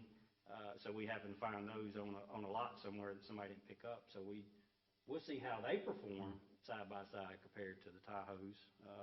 But yeah, budget if I may, just to go back to the mayor, you know, talking about finding places to cut and vehicles, police vehicles being one of them. You know, I hope all y'all understand a police car for us is like a weed eater to Public Works. I mean, that's a tool we have to have. We have to have a dependable tool. From 2014 to 2018, that 4-year time period, we only were allowed to get, or only able to get, 12 units during that 4-year period. And the last 2 of those units came in 2018, and we weren't budgeted for any vehicles that year. But by that summer, I had officers coming to work and not having a car on the line to get into, because our fleet was in such bad shape that any cars that were not on the road were in the shop. So the board and the mayor was nice enough to let me transfer some money from wages and salary and purchase 2 units that weren't budgeted for that year. But cutting vehicles, I don't see that as an option. Well, I was just our asking. fleet is not back where it needs to be. I was just asking because of the fuel, your budget is $150, and I was just trying to help save some on the cost of the car and, Right. going smaller engine. So I was just trying to help there. Right. I understand. I appreciate Okay. that. All right. Mr. Mayor? Alderman Klein. Well, Chief, first of all, I want to thank you for giving us at least 3 options. Now, your first option, if I'm not, is 2 code enforcement officers. What was your first option? No, sir. What I did this year, and I'll tell you, I did it because we don't know what revenue projections are when we're asked to submit our budget request. So for those of y'all that don't know me very well yet, I do pay attention to the budget, and I do pay attention to city finances. So I knew going into FY22, we should have revenue coming in that we haven't had in years past, simply because of the bond note on Interstate Boulevard reducing from $1 million+ to around $300,000. So that tells me there should be some money on the table in FY22. But again, when we're asked to submit our request, we still don't know what revenue projections there are, what any new expenses may come along that there are. So I took the liberty of this year in proposing 3 options. Here's some choices. And in doing so, my first option, as Mr. Jim had said, was I tried to keep my budget flat. My budget's going to increase pretty much every year because I have step promotions in my personnel and my rank structure. Mm-hmm. So people are going to promote every year. So that's going to increase my budget due to those promotions year over year, unless we ever topped out, which is not reality. So there was a slight increase in my budget request, number 1, but it was due to the raises that we gotten in January that were funded for 9 months instead of 12, and my step raises. Nothing else increased. Try to keep it flat. My request number 2 was keeping everything the same except for a 2% raise for my department. And again, it's my tax money I'm spending too. Right. But I know the importance of retaining personnel, and staying competitive, again, is the key to retaining personnel. So I did ask in my request number 2 for a minimal 2% across the board. And then in my request number 3, if I was going to present a wish list request, that would be it. And I did, in request number 3, ask for 2 additional code enforcement, because I know how important that is to most all of y'all sitting on that board, and for 3 additional police officer positions. And for those of y'all that weren't here in 2017, we agreed to give up 7 positions. We were funded at 59 at that point. We gave up 7 to, like y'all are saying, take that money, pay the people we got to try to keep them. Again, by that point, we were so far underwater, we were just trying to get our head back above water. So all I did this year on my request number 3 was try to get 3 of those positions back. That's where that 3 comes from. That still don't put me at where we were at in 2017, but it gets me a little bit closer. So that's how my budget request came to be. Now, with that, now, the 2 code enforcers, you would have to have cars too, right? That's correct. That'd be in the budget? That's correct. And then also your 3 additional police officers, is that 3 additional cars that you'll need, or is that gonna be? No, so what our number of vehicles that are in our fleet would support those 3 positions.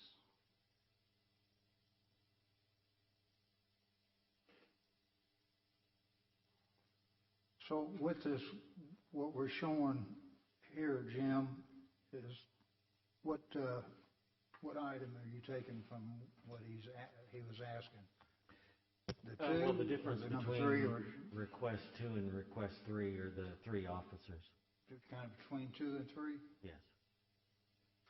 And that was just the 2 code enforcement officers and 2 cars kind of figured in there? 8 cars. 8 cars? 2 for code, 6 for police.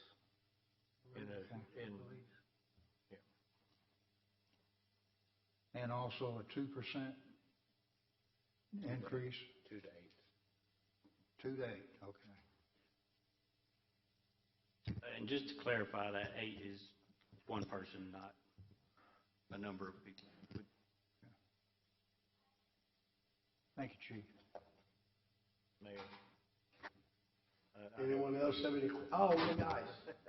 The 2 questions. What's your average years of experience on your patrol department now? From P4 down, probably 3 years. That's pretty low, isn't it? Yes. Yeah, and that's because of turnover. That's correct. And also, you're 7 short that you're still trying to fill. And if we add 3 more, you think, what's the odds of you filling all of them this budget year? Based on where we were at this year and able to hire 7 people, I think we can get there. Again, that's why I say the further we get away from last summer, which tends to limit our applicant pool, the better we will be. And because we were able to hire 7 people since October 1 of 2020, I think we can get that number. I can't make no promises, but I think we can. Alderman Bledsoe. Chief, on your list that you got of people that might want to be a policeman, how many you got? You're going to have to repeat that. How many people you got on your list that might want to be a policeman? What do you mean? Applicants. Applicants. That might want to be police? Well, they put in for that to see if they can be a policeman. Oh, we don't get a shortage of applicants. We get lots of applicants. It's just a matter of most of what we get are disqualified. They don't make it through the process. So you get maybe 10 out of 40, maybe, if that's good? I can't really give you a statistical number on that without going back and analyzing those numbers. I know that when I used to do the testing, we'd have 40 people show up and half would fail the PT and half would fail the math test. And we wasted a whole day, background checks, and no one passed anything. And then some of the ones that would pass would lie in their application that they were actually wanted or had a suspended license. You'd be amazed. And then you get certified officers that have been fired from 4 places and they're wanting to come here. And that's one thing I can say about the previous chief and the current chief. The department ain't going to hire just anybody to fill a car seat. We will not. We'd rather work short than hire unqualified people that are going to embarrass the city. So, that's correct. I'd like to just say that we, of course, in this proposed budget, there's no increase in millage. If someone's taxes go up, it's just like they had in the papers because the appraised value went up. But we don't receive our figures from the county tax assessor Until when did they come in this year? The last part of July, first part of August? Well, we got our first report from them. We should be getting our second report real soon, and they do 2 a year, so this next one that we get will be the final. And typically, like I've said in the past, it does tick up a little bit. Yeah, but when did we get those figures? Last of July, first part of August? The sheet that I had sent you out was August 9th. See, that's what makes it difficult, and it makes it difficult for the department heads too, because we don't know what our mill's going to be worth until we get those figures from the tax assessor's office. And so it really comes at a bad time. It looks like they could change the time when you receive those figures, but it's a shot in the dark as you go along. Like Chief had to submit things we didn't know our appraised value, and everybody else had to do it too. And I will mention, Mayor, because there have been comments about our debt service, and I was looking forward to the Interstate Boulevard amount coming off of that 1.1 million. We had about 700,000+ roll off of that debt. But when we set up the street bond, which all of you are loving paving some of these streets, we set up the street bond where we set back payments of $400,000 for 2 years, which was not reflected on our debt service.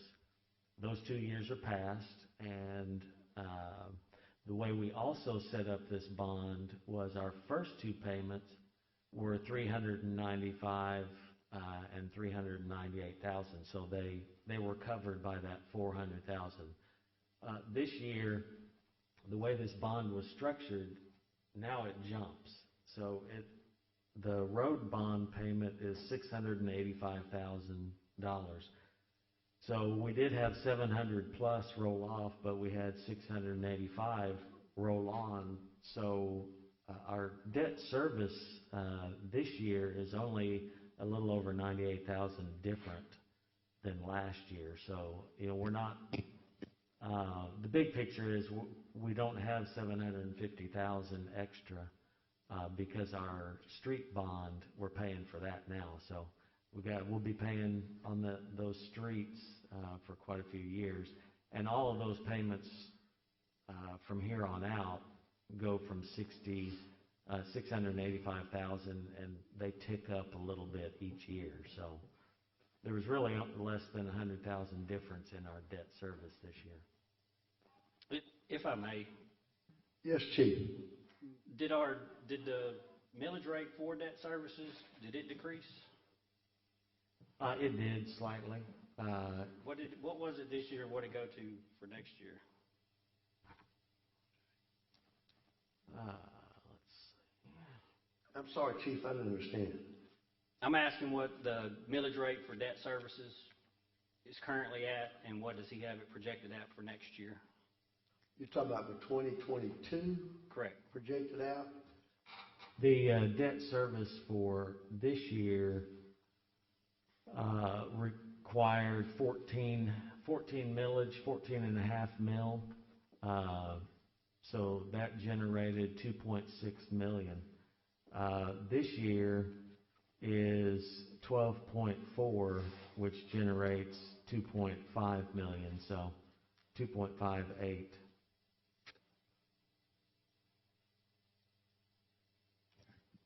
Thank you.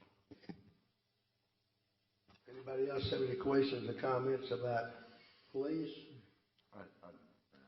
Alderman Boston. I just wanted to ask Chief, the $7,144,708, that was the bottom line, you're good with that, or? Say that again. $7,144,708.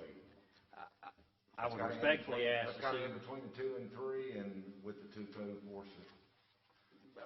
Alderman Boston, with all due respect, before I could answer that, I would need to see that on paper and how it's broke down. I don't understand. I thought you had it on paper. No, sir, I don't. My paper shows 7088708. As I said, all I did was add the 56,000. Oh, you added 56. I just added the 56,000 for the. As long as it's where I recommended that it needed to be, then I would love to see some police officer positions put back in there, but if not, it is what it is. You requested, what, 6 police officers, new ones, 7? 3. You got 3. Did Not you in get this 3? budget, no, sir. Isn't there 3 new police officers in here? No? No, the 2 code enforcement. Oh, that's right, 2 code, okay. And the cars. And 2 cars and 6 others. All right. Oh, wait. I'm sorry, Mayor. Alderman Dupree. So I'm confused. So we're not in the budget this year for 3 additional police officers? I thought that was what it was, 3 officers and 2 codes. That was in my request number 3 that I submitted, but that did not make what you were provided with. It's 177.5 off from what you requested. That's probably about correct. 177,509. So why can't we have 3 other officers? Money.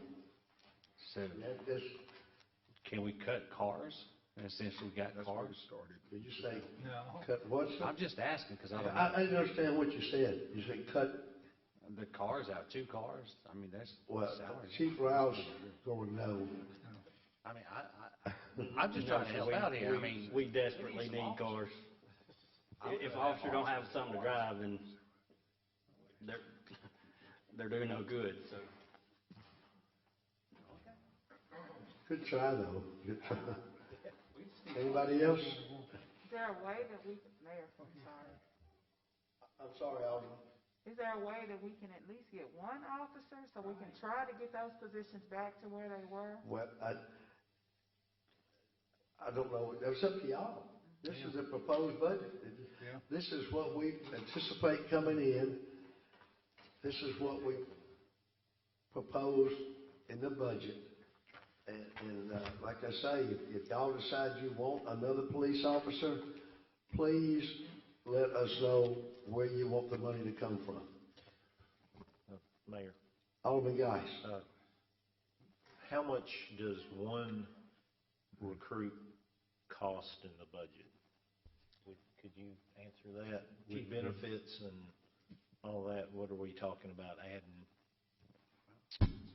I did not bring the spreadsheet that has what total one position costs, but I can tell you it's in the ballpark of around total benefits, retirement, everything, all told, is around 68, 70, somewhere in that ballpark. Yeah, if you look at your, would that be a P1? Correct. If you look at your salary spreadsheet, all the way across is, 60, I mean, it shows 60,000 with all the benefits. Yeah, 50. That's probably right. 59. 59 and 69. But that, Chief, this does not show any stipends that they would end up getting, though, does it? No, that's budgeted separately. Yeah. Yeah, that back page shows the stipend. So it's a minimum of 60,000 for each officer added. Correct. And when we get to the point on 901, when we get to the 901 budget, there are things in there that, I mean, we could choose not to look at doing unless we get to the point where more revenue is coming in. You were talking about bumping people's salary up later on in the year. We could not move forward with City Hall Phase 1 renovation, which we have $220,000 in there. I was speaking with contractors on prices. We're looking at doing interior renovations, which the building's not falling in on us. There's $220,000 that we would not necessarily have to start until later in the year. If our revenue jumps up, then we could look at doing that project. Also, we have contracted with Mr. Bob, but as long as he is interim planning director, he cannot do the comprehensive plan, which we contracted with him to do a new comprehensive plan, which our current one runs out in 2023, and this would be for 2023 and on. That's another $70,000, which we can't spend right now as long as he is interim, because that's a conflict of interest.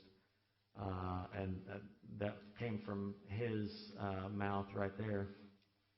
There's another $120,000 in the EWP project. Those are projects that we are going to be doing. You all voted on several of those.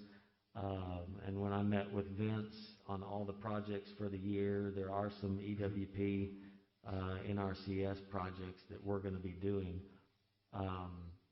Potentially that could be moved. I've been talking to our auditors and looking at how other municipalities do that. And some of their projects, they don't show in their general fund. There's a project fund that is also tied to bonds, grants that fund those projects. Most of the NRC projects are an 80-20, so we do get 80% of those funds in. If we structure, and I'm still talking to our auditor about that, if we structure that differently to where we show that in its own fund with the 80-20 revenue coming in, that 120 would also go away. So as we go through the budget, just keep in mind 901 could change if you all choose to, especially with the City Hall renovation. We've been in here 20 years and it's not falling in on us. We got the roof hopefully fixed where it won't leak. That money could be designated at a later time. Thank you. If there's nothing else about the police, Mayor. y'all ready to go? Alderman Young. Chief, I know this is always you've heard this question before, I know. Are there any grants that we could tap out there anywhere through Homeland Security or something to secure additional police officers for this police department? Right now, I've got 4 positions that are currently funded from outside sources. 2 from Mississippi Office of Highway Safety, which is one of the grants that was before you last meeting. And then DeSoto County Schools funds 2 of my police officers for SROs. So, yes, there are money out there, and we do take advantage of it. We're currently getting close to $500,000 put back into city coffers for police positions. Okay, is any additional places that we could farm out to through DUIs or for canines or for vehicles or ground-to-ground missiles or whatever we needed? We do try to stay abreast to the grants that are out there, and again, we've got a number of them now.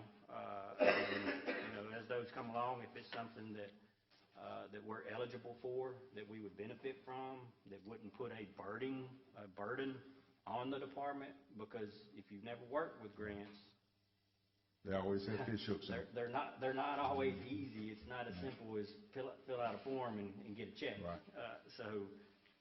Yes, sir. To answer your question, yes, we do look at different sources. You. Just keep farming that. Thank you. Thank you for bringing up about grants.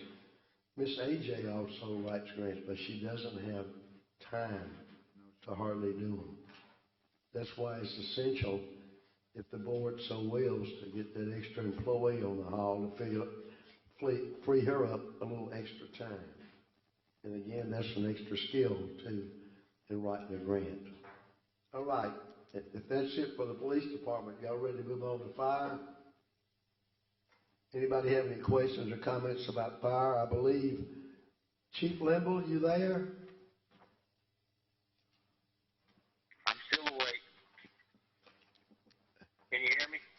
It's really garbled, Chief. Can you hear me now? Hear you now. Okay. Glad y'all got in safe and sound, Chief. Glad you got in. Thank you. Before I forget, I forgot twice, Mayor Johnson's father passed away. Services are Saturday afternoon visitation, 4 to 6 at the Hernando Funeral Home. There will be a graveside service, but it's strictly family only. Of course, our prayers are with the Johnson family. All right. Chief, do you have any comments on your budget or on the proposed budget for your department? Just, I just a couple comments from me. I'm sorry, Chief. It's really garbled.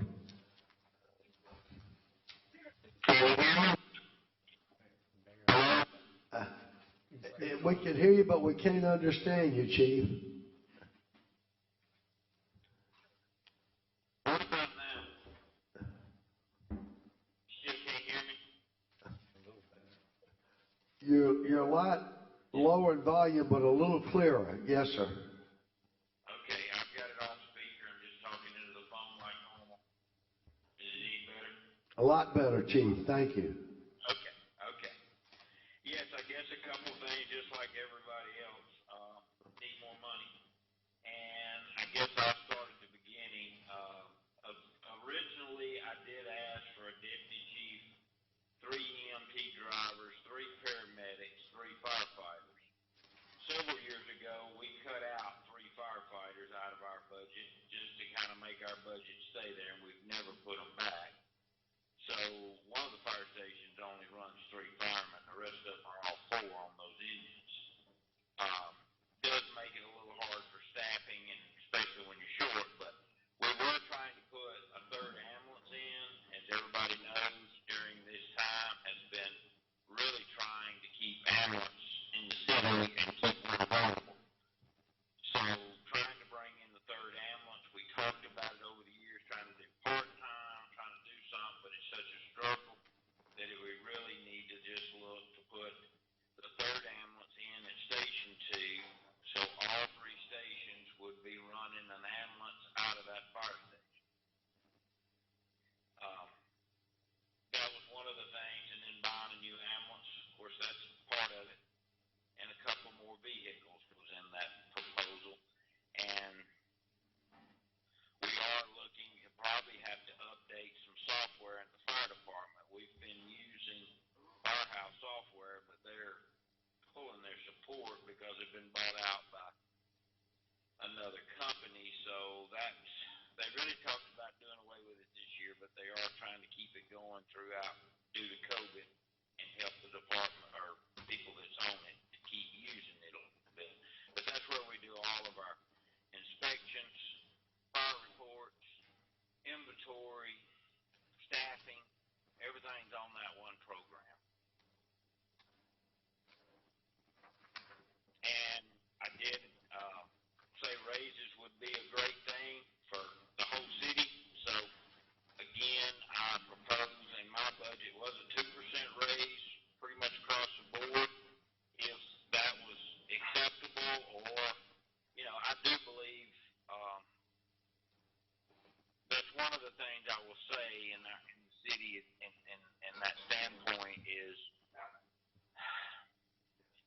somebody's already asked, how do we bring this city and get everybody together? I think being fair to every employee of the city getting raises is kind of one of those things we've got to look at to try to do cost of living or raises each and every year, because all the other cities are constantly giving raises. We give a raise, and then it's like 2 or 3 years we skip out on raises, don't do raises, and then we're way behind again. And that's happened over the last 27 years that I've been there.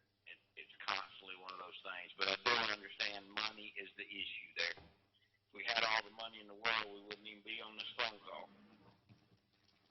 And I did want to propose that we at least put out for a bid for a new ladder truck, which that's just advertising or getting bid for a truck, see if it works in for the 22-23 budget, because if we ordered it right now, we would be at least 14 to 16 months out, even receiving it if we ordered it today.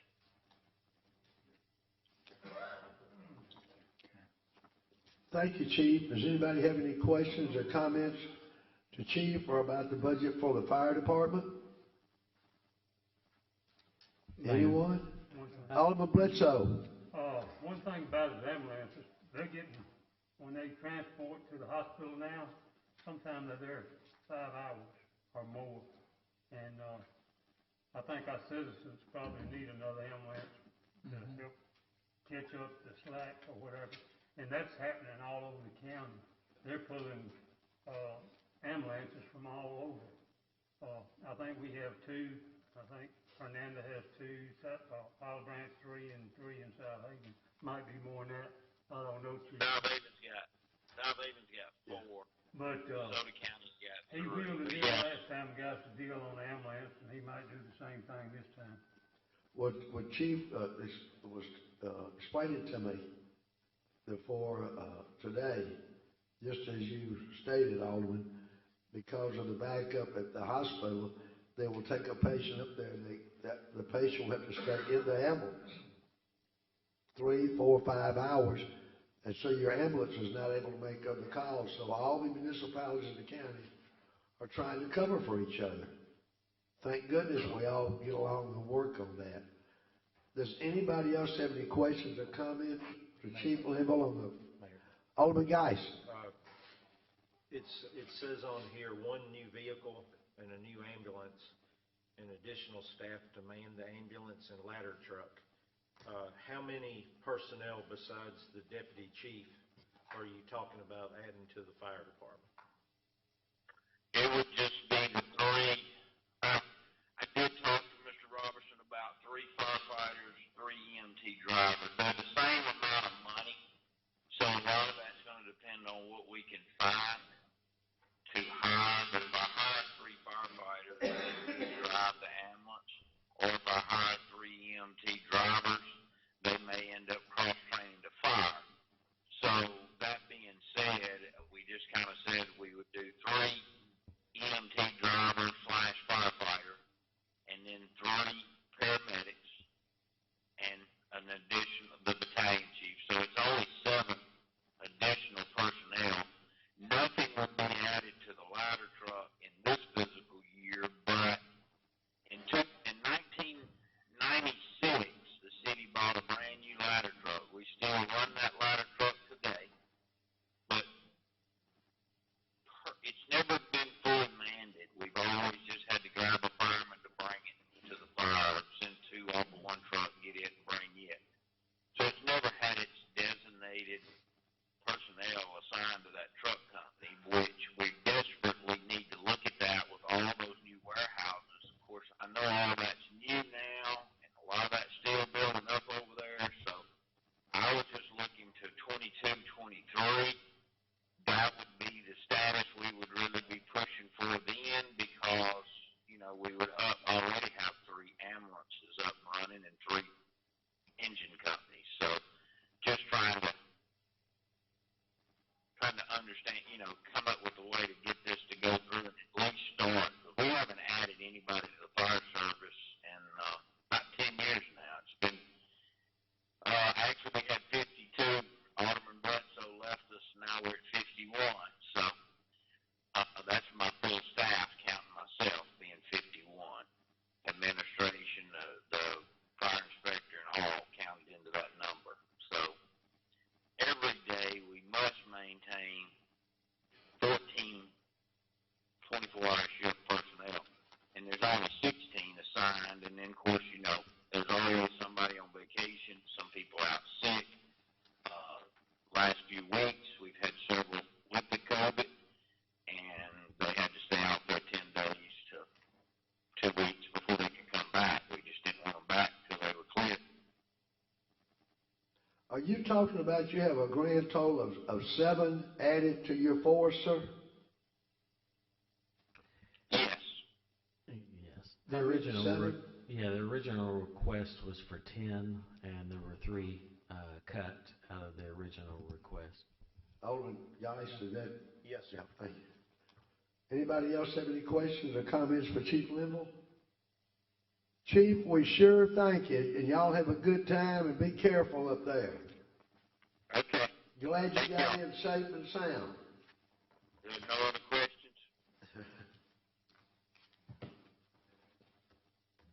All right, we're going to the street department.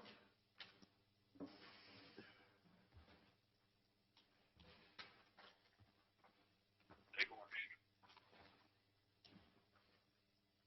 All right. Did y'all want to take a break, or y'all want to keep going? Keep going? I'm turning it over to you for a while, Mayor Pro Temp. This up to you. Keep it rolling. Yeah, keep it rolling.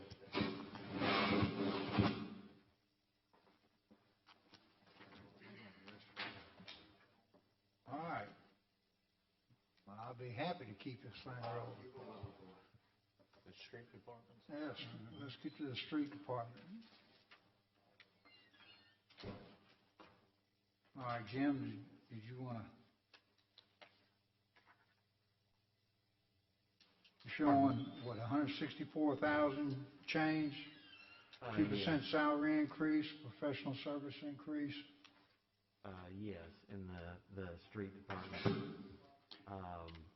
And Mr. Gary can speak to that.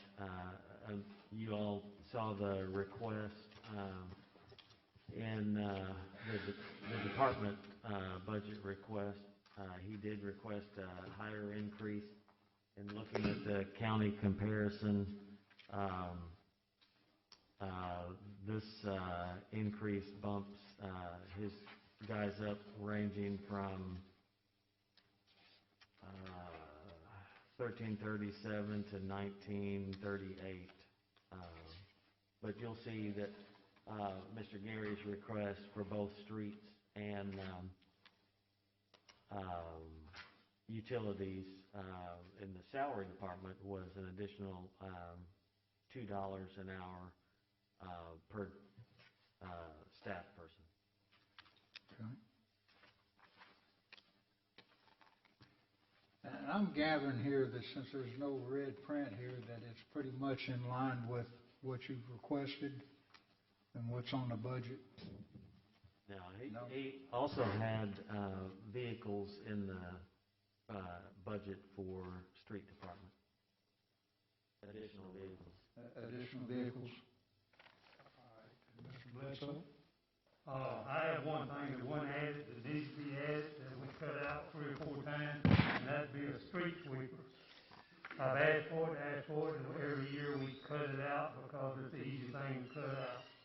So, I've asked people to get prices on one, and I don't know if we've got a price yet or not. I don't know if they have it on state contract. It don't have to be the fancy of the fancies. All it has to do is keep the leaves out of the gutters and stuff, because we do have a problem with flooding, and that's one of the problems. That's my extra request, and you can ask Gary about it. Yeah, last year, I had the price of, I think it was $250,000 for a street sweeper.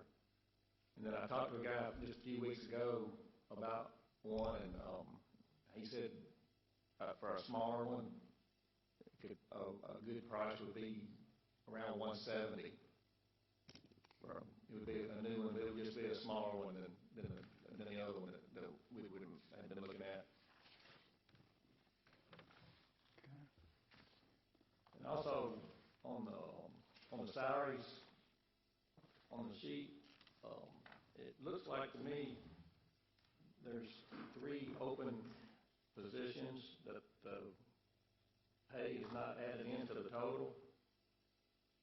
And next board meeting, I plan on hiring 2 more. So if it goes by this budget here, after I hire these 2 other people, I'm going to be over budget from the get-go.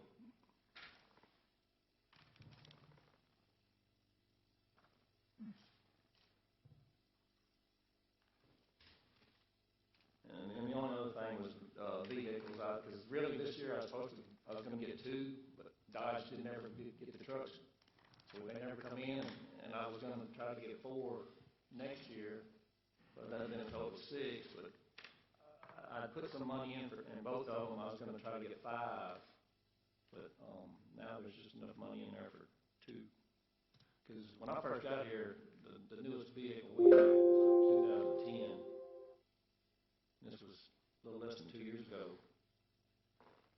So, we really need some vehicles, and like I said, when we get fully staffed, we're gonna have to have them for everybody to use. So you tell me that you had some in the budget, but they never They came in? They were ordered and never came in. Dodge, their chips, they couldn't get chips. They had made trucks all year long. So they just been sitting out there ordered, but never. Those are actually budgeted now in the utility budget. When we get to that one, those rollover utilities. Yeah, those rollover vehicles are still in there. You'll see on your utility line item. Gotcha. That's just going to be for 2. Like I said, we really need a few more. Alderman guys?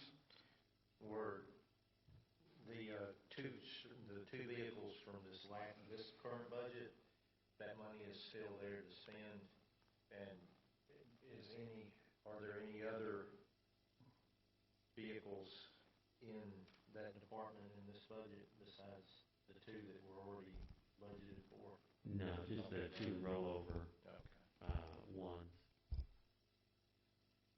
Hey, Gary, what was the $6,000 contract personnel? Well, I put 0 for that. We used to have a contract employee that would work down there, that worked on small engines and weeds and stuff. And he's not there anymore, so we don't use him. And I actually had to put a 0 down for that. And I see the 6,000 back in there for it. So that $6,000 would come out? Yeah, you can take that out. Take out of 1158? Yes. And also, when I requested the $2 an hour raise for everyone, that was for everyone except for me. That I wasn't even going to ask for anything.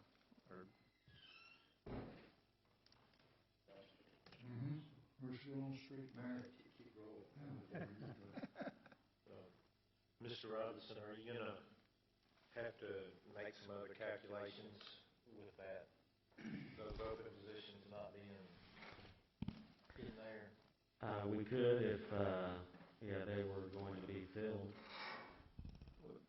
Regardless, they need to be in there if they're not filled right now or not, because when I do fill them, the money should be there. Is it your goal to fill your? Well, like I said, next board meeting, I've got 2 more. Okay. So there's 2 right there. And those will be street laborers? Yes. Okay. They just went and got their drug test this past week, both of them. So as long as everything passes, they should be on the agenda for the next board meeting. All right, Mr. Bledsoe? Jim, if you so do, try to figure out how to get that street sweeper in there at a price that he gives us, state contract. Because we cut it out 4 times, and I promised my people that we get, and it helped the city tremendously by keeping leaves out of the gutters, which floods neighborhoods. So, Gary, so the 170,000 small one, is that figured in a state contract type pricing? Well, it'll be a bid on that price. They really don't have state contract prices. You have to bid it, go for a reverse bid. Isn't that what it's called, Billy? Yes. Reverse auction. Reverse auction. Don't like reverse auctions, I'm sorry. We don't either, Alderman Klein, but the legislature thought that was a good idea a few years ago, and that's the way we have to competitively bid commodities now. Thank you, sir. But he told me 170 would be a good number to ask Yes, for. sir. Alderman Young? Is there any way we can get with Waste Connections and see if we can contract with them to do it cheaper than that? Or Waste Management or somebody like that, we can contract it out and... I'm not sure if they have any street sweepers. Well, I don't know yet, that's what I'm asking, but it might be an avenue to look at. Yeah, I've never seen one, Well, somebody was doing it riding down 302 not too long ago. 3 of them, one right by another. Somebody's done it. Well, I do know the ex-mayor Thomas, he got a place that they they do the driving and everything, but they charge per mile of what they do. I'll have talked to them. I have no idea what the cost is. I'm just asking, is there something we can investigate there, maybe an outlet? It may be higher than what we're even talking about here, but, I mean. If you do that, I mean, it can get pretty expensive if they're out running every day. Right. Well, I don't think they'd be out running every day, but. They need it every day. They need it, well, I agree with that, yeah. We've had this everyday talk before, Right. so, That'd be something you need to run every day. yeah. Okay, just an option. Any other question? Yes, sir, Mayor. Thank you, sir. When they sweep the streets, where does that debris go? Up against the curb? Well, no, it vacuums it up, and then Got a vacuum and in then there? they have to go somewhere and dump it. Thank you, sir. Thank you, sir. Mayor, I might just mention, because, I heard from several aldermen, when we were going through this process about, that is one reason those, were blank, but those, street laborers,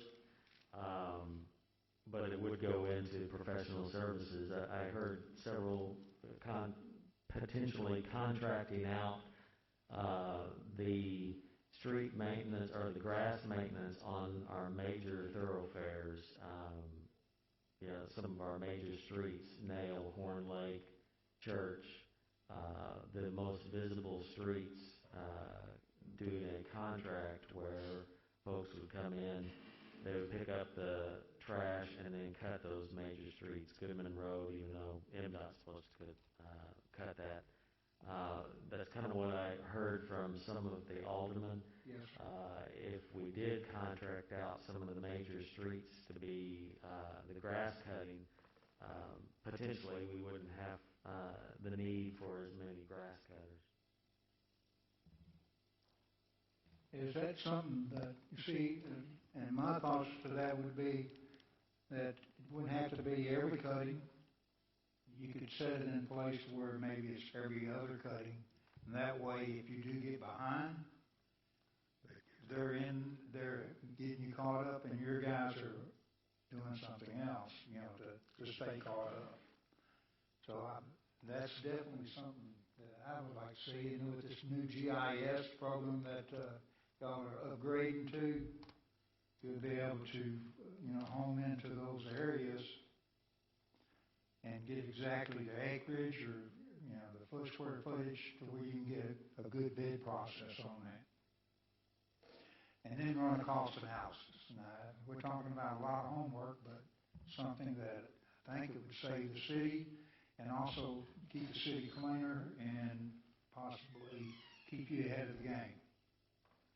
Well, I did hear from, I believe, 4 of the 7 aldermen that they wanted us to explore that option of contracting out the major thoroughfares, again, like Nail Road, even 2-lane, Church, to have a contract with a company that would pick up the trash, then cut those major visible areas. Okay, any other questions?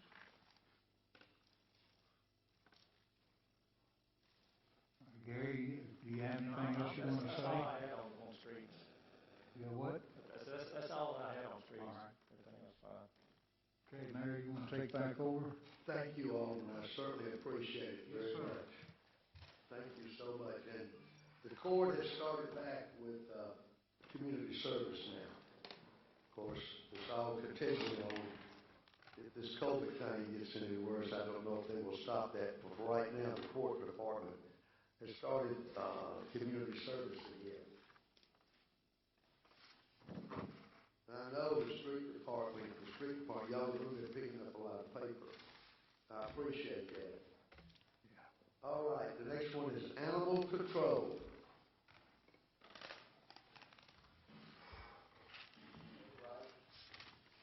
Does anyone have any questions or comments about the animal control budget, proposed budget? Mayor. Alderman Geis.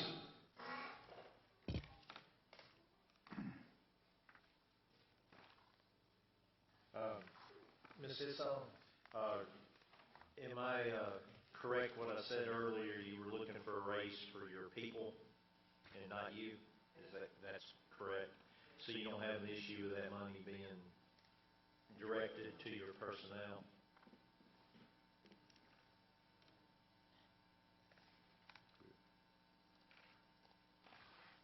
And Mr. Robinson, she had requested some money in professional services, the increase for vet services. Did you get that put in there? It is, yeah. Sorry, I didn't put that in the description. Okay. But yeah, that went from 20,000 to 35,000. Is that going to be enough, you think?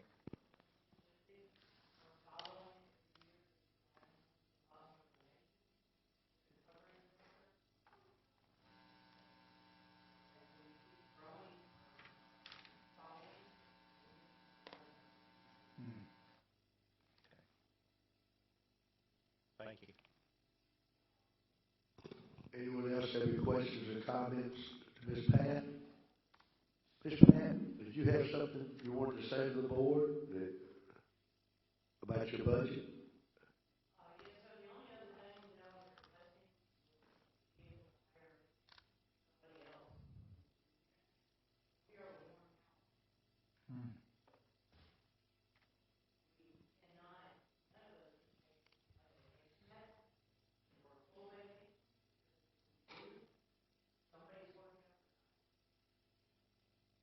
How many more employees would you like to budget?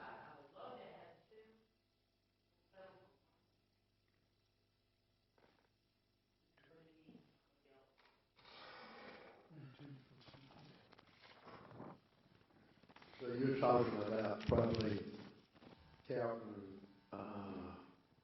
pay, benefits, everything, about $43,000 more, correct? That would be for one. Yeah, for one.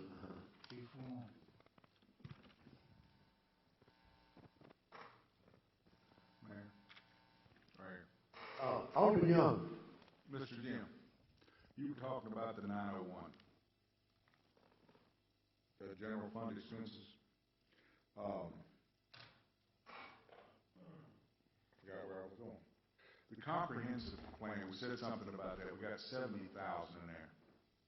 Is that a done deal, or is that provided we have a planning director? Well, I mean, nothing is a done deal. You all passed that. Well, that passed with the old board. You all can change. Billy may speak about this. You all can change anything you would like. The comprehensive plan is $140,000, and what we were doing was $70,000 out of economic development and $70,000 out of the budget to make that $140,000. But again, you all can come back and say, we would like to push that back. Well, I mean, would it be feasible, and now this is the first year dealing with this, but would it be feasible to move that back? You all can rescind your order, correct, Billy? You could, that's probably not even, it would be necessary. I'm trying to think, we have approved the contract, but we have actually not signed that contract with Orion. Yeah, I had no idea what you just said. Mayor, there's a contract that just hadn't been signed yet. Okay, that's what I need, that's what I was trying to get to, so it's a done deal, we need to do that, we need that money in there. If it's the wish of the board, you can move it back a year. It needs to be done at some point. It doesn't need to be, kicked down the road every year. Right, so it was kicked down the road last year? No, sir, we just approved it recently. Mayor, could I, just my idea on this is, considering all the issues that you just dealt with since you took office, with zoning, stuff getting built, stuff that we don't want to approve, but we have to approve, that line item there is really important, and it's not something, I think that's something we need to get started on now, not later.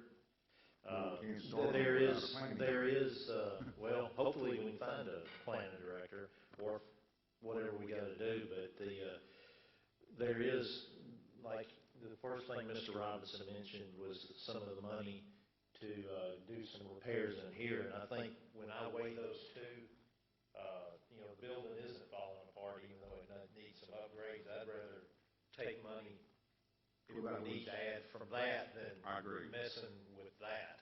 That's what I'm looking at right here, is the city hall renovation is $230,000 plus. And that does need to get done, but It does need to, if I have to. But there again, with the projected incomes that we're looking at, that should not be an issue at a later date to go ahead and provide that service if it needs it. So what I'm saying is, okay, so the comprehensive plan, we want to move forward with that. That's fine. But we take the 23150, if we can take that, animal services definitely needs one more person. I'm all in that. And I would almost say 10 more, but just that one. And it would take, if we was to wash that away, that phase one until a later date, if we was to wash that away and give the animal shelter what they needed and divided the rest amongst the fire and the police, we get an ambulance, he gets his extra police officer. The ambulance is covered in this budget. It's already covered, ambulance. So I understand it's in there, but I mean, the chief said he wanted 7 people. Yeah, and that's all in there all- too. That's in there too. That's in there too. The where we're missing people would in the. We'll hit this on the road, down the road, go ahead. If I'm understanding right. It's through. Well, we're gonna hit the point there that they don't see yet here on down the road. Anyone else have any comments or questions? Mr. Yeah. Robinson? The original request for fire was for 10 people. They went down to 7, and David could have explained it better, or Alderman Bledsoe could have explained it better. The way he could still run that third ambulance is a mixture of staff, similar to the way Olive Branch does it. They can still show that they have the staff to run the ladder truck and that additional ambulance by a combination of staff. So losing those 3 staff doesn't kill his opportunity to run that third ambulance and to potentially show our insurance fire rating not in jeopardy because we don't have the staff to run the ladder truck. So the way he's arranging the staff, still removing those 3 staff, he can do it. But that budget does have 6 new staff. We need to move that extra money over to the fire and the police and animal control to give them what they need. Those are the 3 biggies in my world. Well, I was just saying, Chief Linville said he can still do what he's wanting to do with removing those 3 and still giving the 6. Which is exactly true until you get a building on fire and you need the ladder truck and the ambulance is sitting over at the hospital. Alderman Bledsoe. One thing, what he was talking about the truck, they've had that truck for back when my brother was here, and that's a long time ago, and it's never really been fully staffed. When he was here it was, and then money got tight, and guess where they took it? Fire and police, because they had the biggest budgets. So, and it's kind of like the police department, they never got their stuff back, and they never got people. And our fire rating, if you don't have a certain amount of equipment or somebody on it, your fire rating going to shoot to the roof. And our citizens' insurance will go through the roof. Well, that's what we talk about, fire rating is insurance, so, the main thing, and all of them are cross-trained. So some of them paramedic, they can drive someday and ride, and then the EMT drivers can ride the truck. So they can swap out both back and forth. Yes, sir. Is someone down here? No. must have been my chair squeaking. Mayor, I have one more question. Alderman Guys. It's while we're on animal control, since the director says she doesn't want a raise, is there enough money from that to be able to get these animal control officers all up to at least 15 an hour instead of, because I know she requested 17. Yes.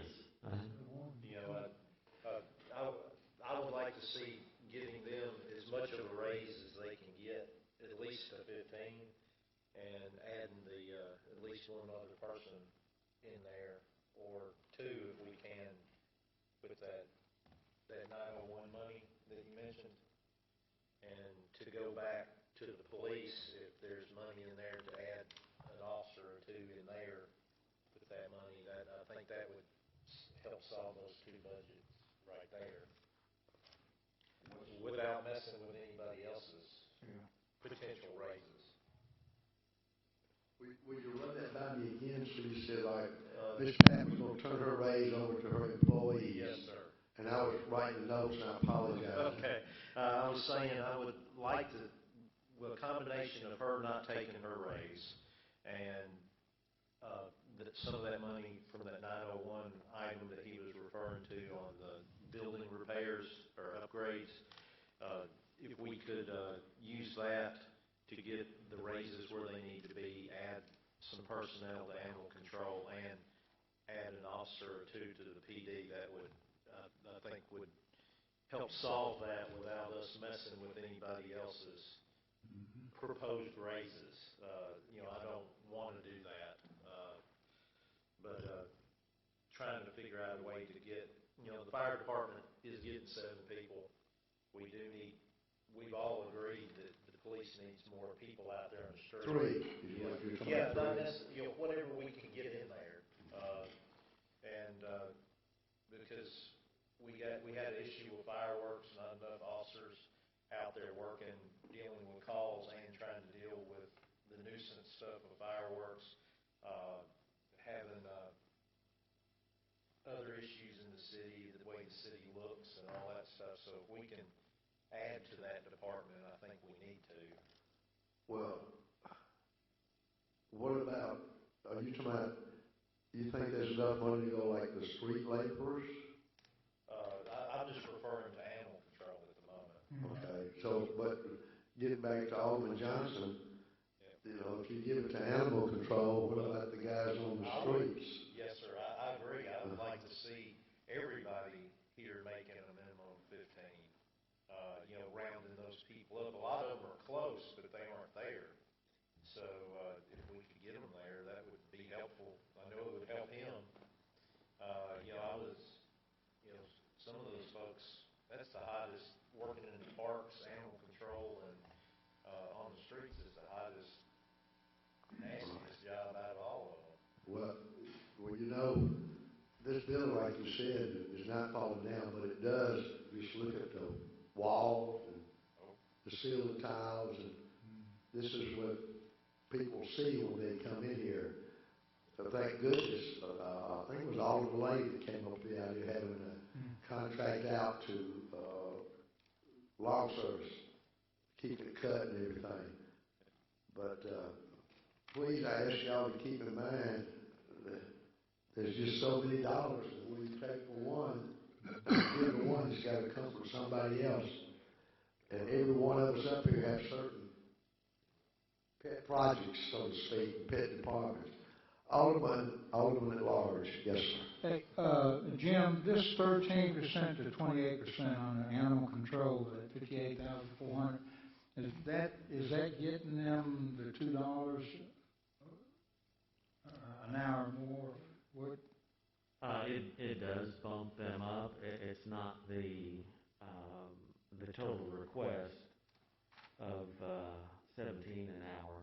But it's bumping them up a couple of dollars an hour. And again, by the DeSoto County comparison, I apologize, it gets them up to the level of other animal control. And I will say I've been down there the past 2 weeks, and we service more animals than anybody combined.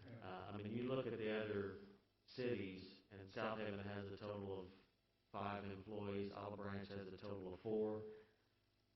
But I will tell you that they don't have as many animals as we have in that cramped little space. So our 5 staff service a lot more animals, but yeah, that does range 13 to 28% increase of where they were to get them in line with the other folks. But to Alderman Geis's comments, our animal control does so much more than anybody else in the county with what we've got.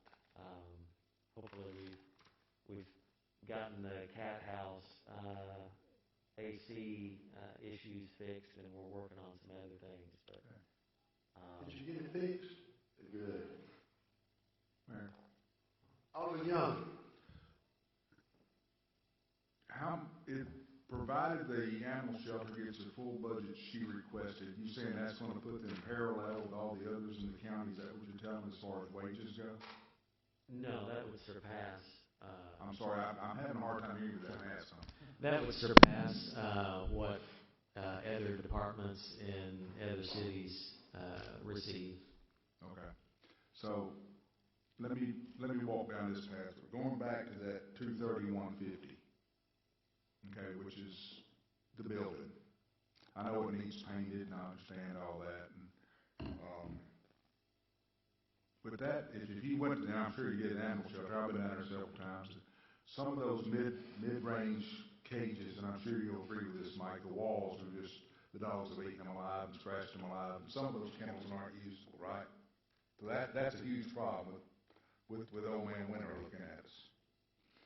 If we took some of that additional money for repairs, along with additional personnel, say $45,000 out of that part, and put it into animal control, let her hire her one person and use the rest of the money for the needed repairs at the animal control, strictly for repairs of that building, to service the animals that we're taking in, to keep her from having to do the unthinkable. Is that an option? That may be about 2,000. That would give them 45,000 out of 43,000 salary and benefits. That leaves 2,000 for repairs. right. 2,000 to repair those walls, and if that's not enough, maybe Michael Alderman Geis wants to say maybe we need to make it 5,000. I don't know. Whatever it needs to be, but those walls need to be repaired so we can use those kennels. Anybody else have any questions or comments? Alderman Dupree. I see the hourly wages are different between the 4. There's 13.50 and 14.50. Why is there a difference? Because the reason I ask is because it says animal control officer. I'm on all of them. There's not a specific title behind them, so I was just wondering. Okay.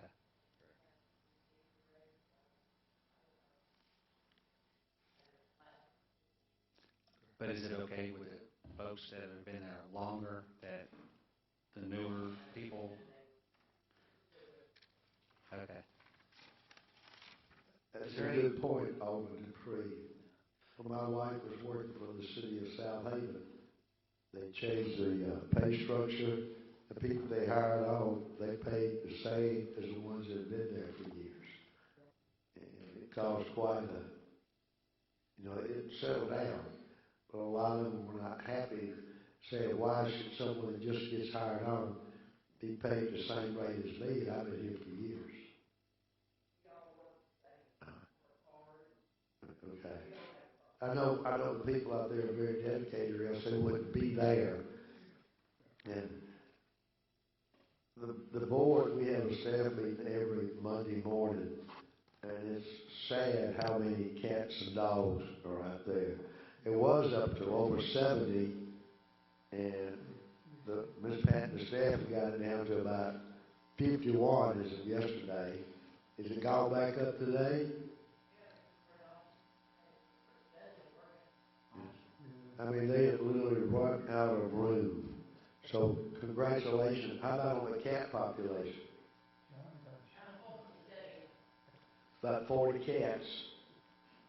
So anything you can do to run down somebody to adopt an animal, let's say rescue an animal, please do so.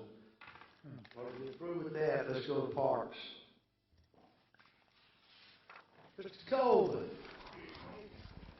Hello, Mayor. Comments about your budget there, sir. And I will mention real quick, I figured up, since I left that off of that, it's a $75,000 increase. Sir? Parks is a $75,000 increase. You know, I put that on everybody else's, but for some reason that got left off of Parks. So the $1,019,500, we need to add 75,000. No, I just left it off that memo sheet Okay. on the front. Yes, sir. My fault. Thank you, sir. 75,000 increase. So it showed on it's included in the budget sheet. All right.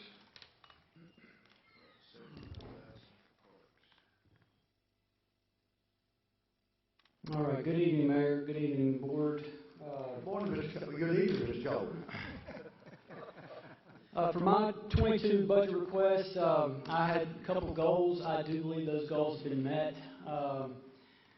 We did an increase for the 2022 budget of $43,200. It's up to $999,700. That's up from $956,500. There were 5 line items that increased. One was wages and salaries, which I think that's a great thing that we're giving the employees a raise there. They work extremely hard in the Parks Department every single day in the heat, in the elements, and they do a very good job. We increased in the umpires. We increased in building maintenance, professional services, and most importantly, in building improvements. So my 2 goals were increases for the salaries and also for building improvements. There's a lot of things that we need to do in the parks to modernize and to renovate. And so I believe with that line item, we should be able to continue progress the way we've been doing the last 6 months. Well, thank you, sir. The parks sure are looking good. Thank you for being so well dressed this evening. Thank you. Does anyone have any questions or comments for Mr. Coleman? I do. Alderman Dupree. How's the pavilion look? I was just wondering, because the 2 volunteers that went and did all that work, is it still okay, or do they need to come back out? That's right. Thank you so much for that. No names mentioned. The pavilion is going to be renovated with this next budget. I'm going to have the deck pressure washed, and I'm going to have it stained. Any type of wood that needs to be replaced, that is on my priority, as well as I'm going to look for new paint. I'm going to try to get somebody to come out and paint the pavilion as well. Yeah, because the wooden walk. So you're talking about the walk? Yes, the actual boardwalk that surrounds the pavilion. Yes, so I'm going to get somebody to come out, pressure wash that, stain it, get it looking new again, and it's going to be nice down there. So in your budget, I see it says machinery and equipment, $15,000. It was under my impression that you needed a couple new mowers. We've got the mowers. Mowers are good. Yes, sir. All right, that's a good thing. Yep. That's what I had. Thanks. Anyone else have any questions or comments? Alderman Bledsoe. That flag that used to be down there, did y'all ever find it? We did not.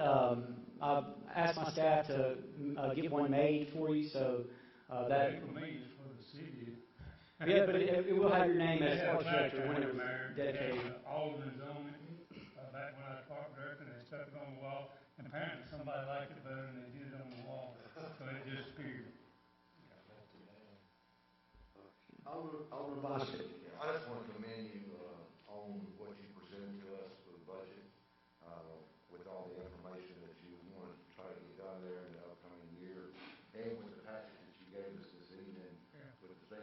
accomplished over there as far as the renter. It's, nothing but good, great, whatever you want to call it. I just appreciate all the effort you put in over there, and I'm looking forward to all the things that you've got in store for what's going to go on over there too. Yes, sir. Thank you, Alderman I'm Buster. all for whatever you got on the budget here. I think it matches pretty much close to what you were wanting, so if there's anything else you want, you better ask right now. And that's, Okay. And I know you said one of your major projects we were speaking is the improvements in the restrooms. Have you, that money in here, and have enough money here to do that, sir? yes, sir. So that's one of our biggest complaints, is the restrooms. The park was built in the early 2000s, and we need to do a modernization on the restrooms. So that is going to be my top priority for this budget year. And I've got one company that has given a bid. I'm waiting on 2 more to come in. And when they do, then I'll present it before you, and we can get it started. But you have the money in this budget to do that? Yes, sir. I do believe we, yes, yep. And the building improvements. We'll have Thank you, that. sir. Alderman Bledsoe. When you do those restrooms, are you putting in the steel troughs and stuff, or you using the regular sinks and stuff? We tried to do the steel troughs one time, but we didn't have enough money. So that's why we replaced about 10 commodes and stuff, because it kept breaking. I mean, it's going to be all modern equipment in there. The urinals, the toilets, the sinks. We're going to get tile floors. Yeah, I'm just saying the stainless steel stuff, it's hard to break that, but it depends on money-wise. Yeah. I'm hoping to use some of the existing infrastructure we have on there. I mean, when the park was built, they used some really good equipment and the plumbing chases there, so I'd like to keep a lot of that there. Anyone else have any questions or comments for Mr. Coleman? Excellent job, Mr. Coleman. Thank you very much. Yes, sir. Thank you. We appreciate it very much.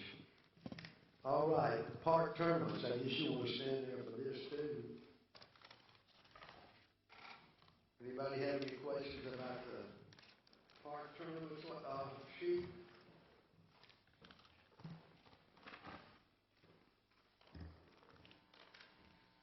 Mayor. Alderman Bledsoe. Drew, how many tournaments y'all end up having this year? I know COVID was a bad deal. Top of my head.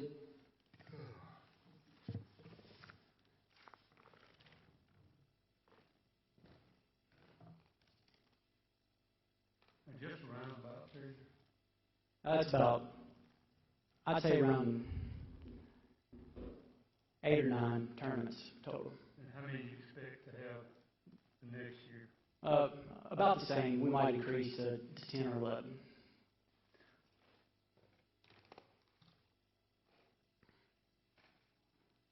Anyone else? Thank you very much, Mr. Coleman. Thank you. Well, anything about, excuse us, anything about the parks tournament budget there? Anybody have any questions?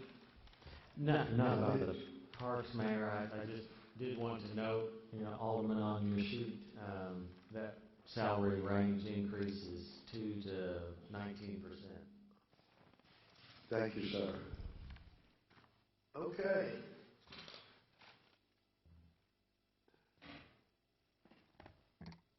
Next sheet I have is, are we going to go to utility or are we going to go to 901? I have utilities, Mayor. Okay, utility.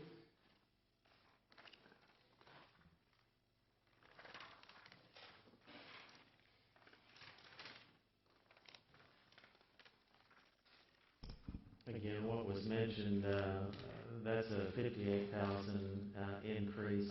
I'm sorry, Mr. Ross, I couldn't understand you. Sorry, that is a 58,000 increase for that proposed budget. Salary ranges from 2 to 6.3. It does have those rollover vehicles, and Mr. Gary had requested an increase in the vehicle maintenance portion. And I was unaware that Mr. Gary was not requesting a raise, so that does include a raise for him, that he can speak to that. Mr. Jerry, is that what you're saying, that you do not wish a raise this year? Yes, that's correct. And if you want that to go like to increase the salary of the employees, or? Well, like I said, I requested the $2 an hour for all employees in utilities except for me. And, with that, without having a raise for me, because, like last year they gave, what, $1,200 to every employee. That equaled up to $23 a week at $1,200. And it was 57 cents an hour, and then after they got their paycheck, after everybody got their paycheck, it was roughly $35. It's all equal up to. Mr. Ross, I don't have the sheet that showed what they were making. Let's just say, a utility clerk 2. Oh, that says 1537. Yes, if you look at that salary spreadsheet, the only person that's under 15 an hour is Miss Sarah that you all just hired in the utility department. She's at 13. Everybody else is at 15.35, ranging all the way up to 36 an hour. So everybody except Miss Sarah is making over 15 an hour in the utility department. Besides those open positions you see there, there's several open positions. Some of those are still listed at 14 and 15 an hour, even at the open positions. Well, let's just say the utility clerk 2. What were they make? What are they making now? I know this budget proposed is 1537. Yes, that's what. What are they making now? I would have to pull that up. Okay, it's 14 something. Two of them was making 14.57. Sir? 14.57. That's what they're making now? Yes. And Crystal that just left, she was making 13.07. Sir? Crystal that just moved over, she was making 13.07. So you're saying like utility clerk 2, and this new proposed budget is 1537. So that's less than they're making now. Well, that's what Jim put. I was asking for a $2 an hour raise for each one. There's over there. I don't have it.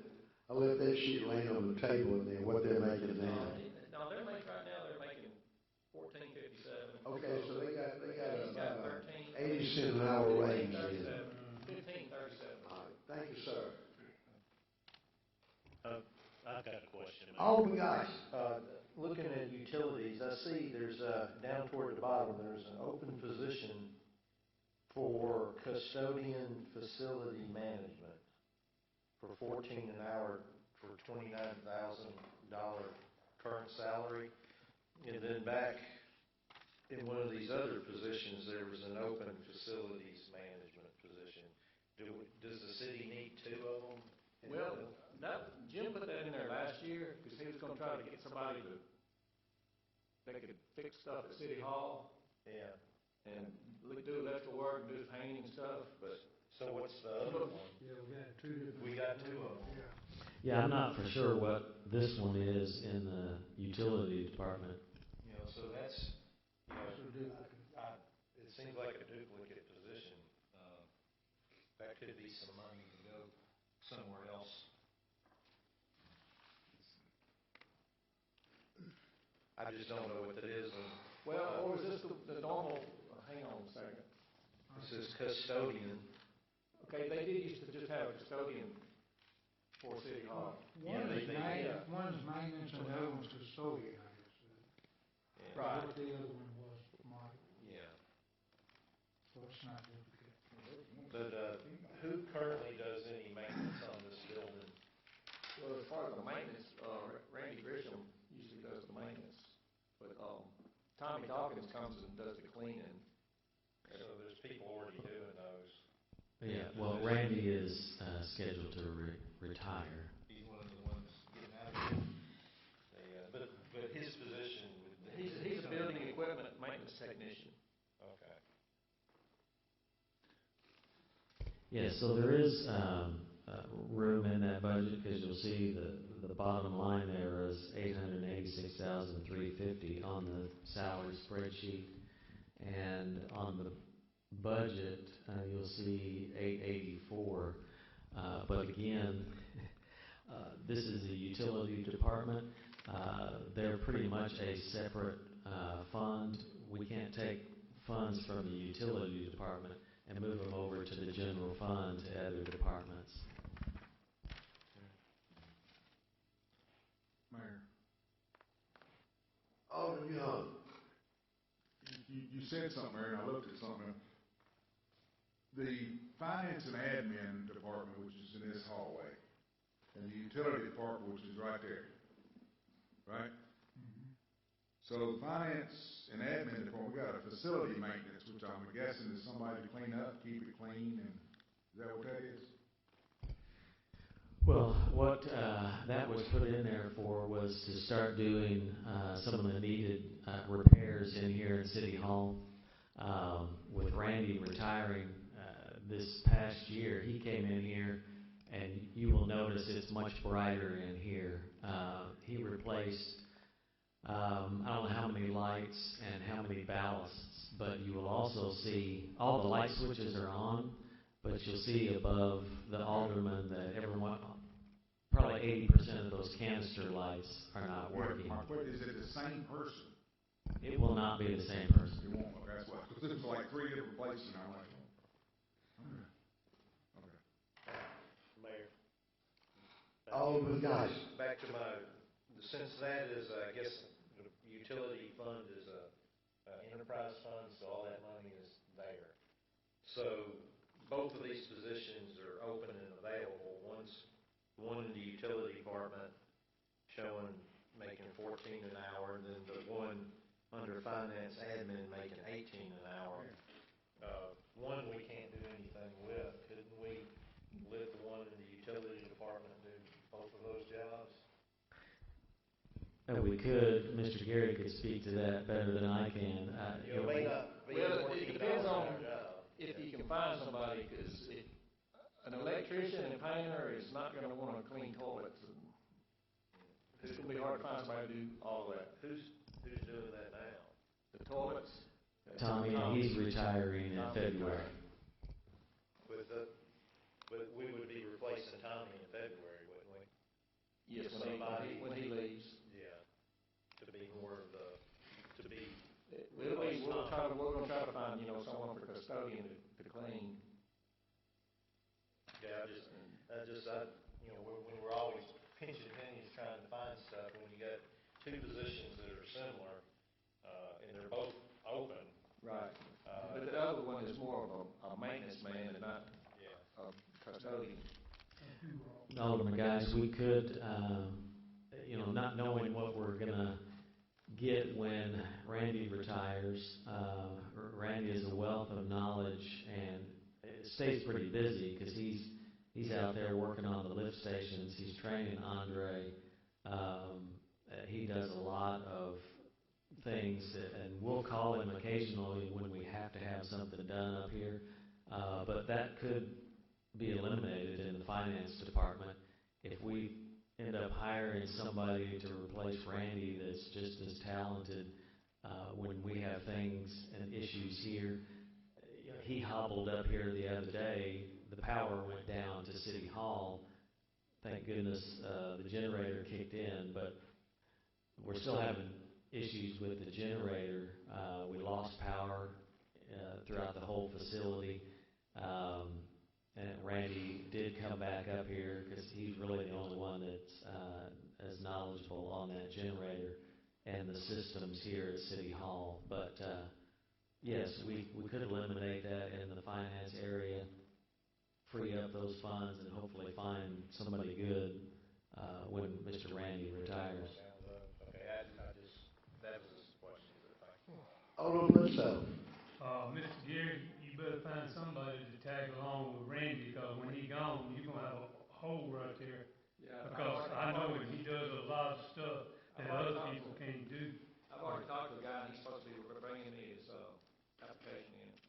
Okay. Well, he might need to follow around, or you do, follow around, because there's always little holes and stuff people don't know about, especially in City Hall. Oh, yeah. Mr. Gary has had Mr. Andre goes with Randy and has been training in everything that Randy does. So I don't know how. I've been over a year now, staying with him. He's doing a good job too. All right, that take care of utilities? Okay, 901. This is the one we're all trying to pilfer.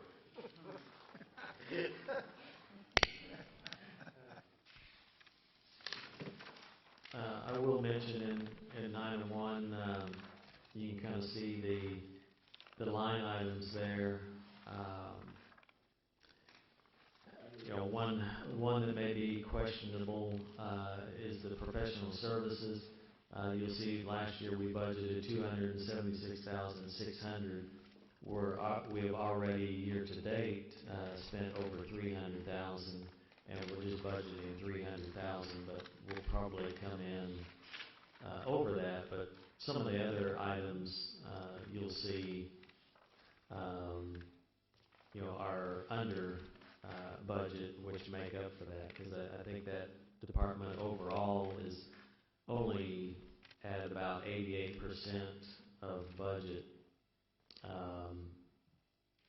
And this year to date is actually off a little bit, because we're currently at about, I think, $310,000 in professional services. This hadn't been updated before tonight. Some of the items in there that I put down as larger increases, I mentioned this a couple of board meetings ago. We've already kind of got some rough numbers on the insurance premium. Last year was $386,000.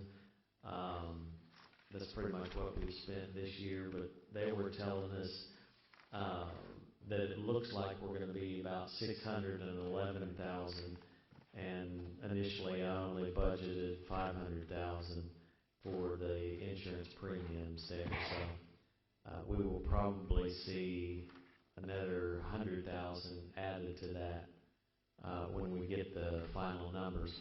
I don't know if Miss AJ is still on the line, if she has gotten final numbers on our liability insurance, but they were telling us to project around $611,000. I don't think she's on the line. If I may add, down at the bottom, it's got the Elbow Pepper Chase extension, $90,000, which it hadn't showed up, so it's not in this year's budget. But one of the county supervisors called me, and they are getting back on board about the connection between Pepper Chase and the proposed warehouses coming off of Interstate Boulevard. So I feel like there should be some money in there. Nothing else for the design. Because we would hate for the county to come say, all right, we're going to help y'all out. How much? I'm sorry, we don't have any money to do that. So I would respectfully request from the board to put at least $70,000 back in there. Now they might back out again, and then we just have that in there as a kind of reserve. But I would hate for the county to come to us and say, we're ready to roll, let's step up Horror Lake. And I say, I'm sorry, we don't have the money to do it. And I mean, Mr. Billy could probably speak to that. I know they've been working out the contracts with Core 5. I don't know how long that usually takes, but if Core 5 doesn't even get rolling and building those sometime later into our budget year, it may not even come up where, we need to look at funding. I'm not for sure where they are on the contract, but I'm sure building that, going out to bid and building that is months and months away on those two warehouses over there. But they would have to start putting in some of the infrastructure for that. But yes, we have zero on that. The sanitation, you'll notice, does increase. I had mentioned this. Excuse me, if I may, Mr. Jim, before Yes. we get away from that, they might not start construction until the 2023 year. But we're going to need to give them a price, what it would cost. Now, Core 5 is going to build their road and going to stop where they originally proposed it.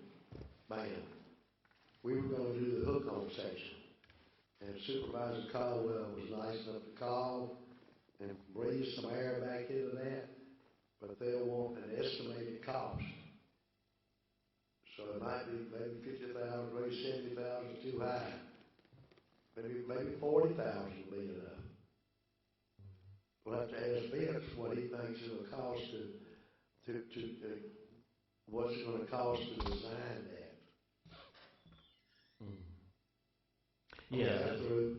The design, I'm not for sure about design work. As far as putting the road in, I'm sure we'll have to get a bond for that, but, it's just a short piece. And then they're going to go back to the original 2-lane road, but we get the 106 feet right away. And then, because Pepper Chase goes down to a 2-lane road in South Haven, they want to keep it a 2-lane road. They don't want people coming off Interstate Boulevard, this is the county, and going to a 3-lane road, and then going to a 2-lane, and you make a bottleneck there. So it's not ideal by any means, but some rabbit's better than none rabbit. That's our choice, this or nothing, and we sure need that. And it's taken one of the real estate people who puts together deals with big warehouses to breathe life back into the county, and then the county turn around to us. So it hasn't been an easy step. But that's just, I want you to be prepared if they come up and say we at least need a design on it, and if we can't pay for the design, it just goes away. Thank you, sir.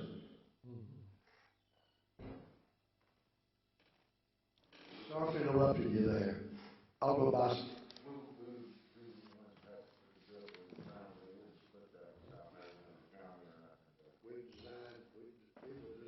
We would design our side. I tell you what, they're asking is for us to design all, but that's not going to fly. Because I'm going to use y'all until the board's not going to approve that. I hope that I'm not making the wrong assumption there.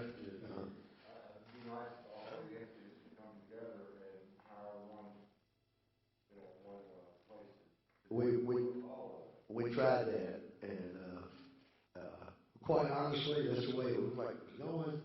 Then the county and South Haven started backing up a little bit, and said, well, that's it. Called Core 5, said, doesn't look like they're going to want to do it all the way through, which I hated making a call. And then one of the big, I don't know if you want to call it, puts all the deals together, talked to the county, and the county is back on board. But they're not going to pay for our design side, but we're not going to pay for theirs either. Now, if they're going to pay South Haven some, they should pay us some. That's just what's fair for the goose is fair for the gander. But I'm going to use y'all to say, no, we're not paying any past our city boundaries. Probably, well, we'll go to the fire station out of the city boundaries, so we might. Oh, before I forget, thank you, Mr. Campbell, for not increasing your rate to us this year. Thank you very much, sir. And I'm serious about that. I'm sorry. Mr. Robinson, go ahead, sir. That's really all I had. I had already mentioned that the sanitation because that's based on the CPI, the sanitation rate is projected to increase for this next budget year. So you can see the $1,098,000 going to potentially $1,131,000. And then I had made note of, I mentioned the other items potentially to be used, the EWP, NRC funds, and the Phase 1 City Hall renovation could potentially be used. And then depending on if we get a planning director and Mr. Bob can start on the comprehensive plan, that could be used this year or pushed to 2023. But again, 2023 is when our comprehensive plan technically expires or is no longer valid. Anyone have any questions or comments? I mean, this is where we're talking about getting the money for the other items. Mayor. What, does anybody see where we could get the money? Mayor. Alder Young. I'm going to go back to the original discussion about the $220,000 on the City Hall renovation. We did say we could hold off on that. I mean, if we use that money effectively and efficiently somewhere else to support things that we need, such as, maybe another police officer to animal control, and repairs at the animal shelter. Is anybody willing to discuss or talk about how much or when or where or what? Or, I mean, I would like to see animal control get another $45,000, and that would supply their people and give the repairs right out of that 220. So you're talking about taking 45,000 out of that 220 for the building. 45,000 for the animal fund. It does sound like a lot of money, but they need a lot of repairs. Each year, policeman costs how much? About 60 by the time we figure everything.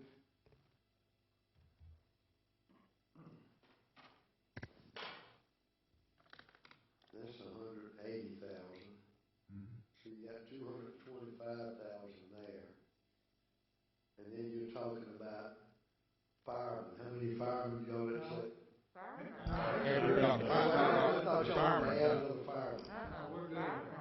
What else you got? And then I wanted to give a raise. So you got a $260,000 line item. And right there you're taking away that leaves you $35,000 to divide up between those employees that are making below $15 an hour. Right. Is that what y'all want us to do? That's what I'm suggesting. I mean, I don't know how the rest of them feel. Guys. On the animal shelter repairs, because of the rules that we can't really all get together and discuss things, Mayor's aware of it. I've made contact with a company that comes in. They do the planning and projections on what kind of new building you need and all that kind of stuff. That's down the road. If we should eventually get to that point where we could work on building a new shelter and fundraising for that, putting a whole lot of money into a building that's going to be gone might not be a good investment. Some of those repairs we might be able to find people that will volunteer and offer to do some of that for us. So I'm not sure how much money we would need there. And then also, if we look at one of those two facilities management positions, that salary could go and pay, the one could go and actually pay for the additional person in animal control. So it may not necessarily have to come out of that 200. Some of that may not have to come out of that $200,000. Yeah, that facility management would be an additional 52 And Alderman Geis is passing down what he was talking about. I made a copy for everybody on the potential company with animal control. But yeah, that is an additional $52,000 for that facility manager that could, that could be an employee and a half right there. So this is something for in the future here. On another funding source, which I think some people may have missed in the last board meeting, I talked to Mr. Robinson after the last board meeting, that federal money we're getting to fix sewer and water and all that, the interest on that can be used for any project the city wants. It doesn't have to be water or sewer, from what he said. So, that is a potential funding source for some of these smaller things later on down the road. Bless you. What's the interest rate on those CDs?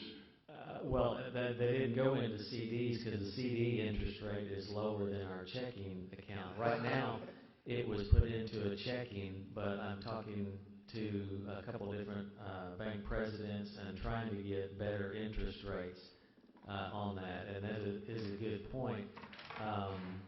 The road bond, we split up into 3 different CDs, and in interest, but again, this is back before COVID hit, the interest rates were so much better. We made over $100,000 in interest from our road bond funds.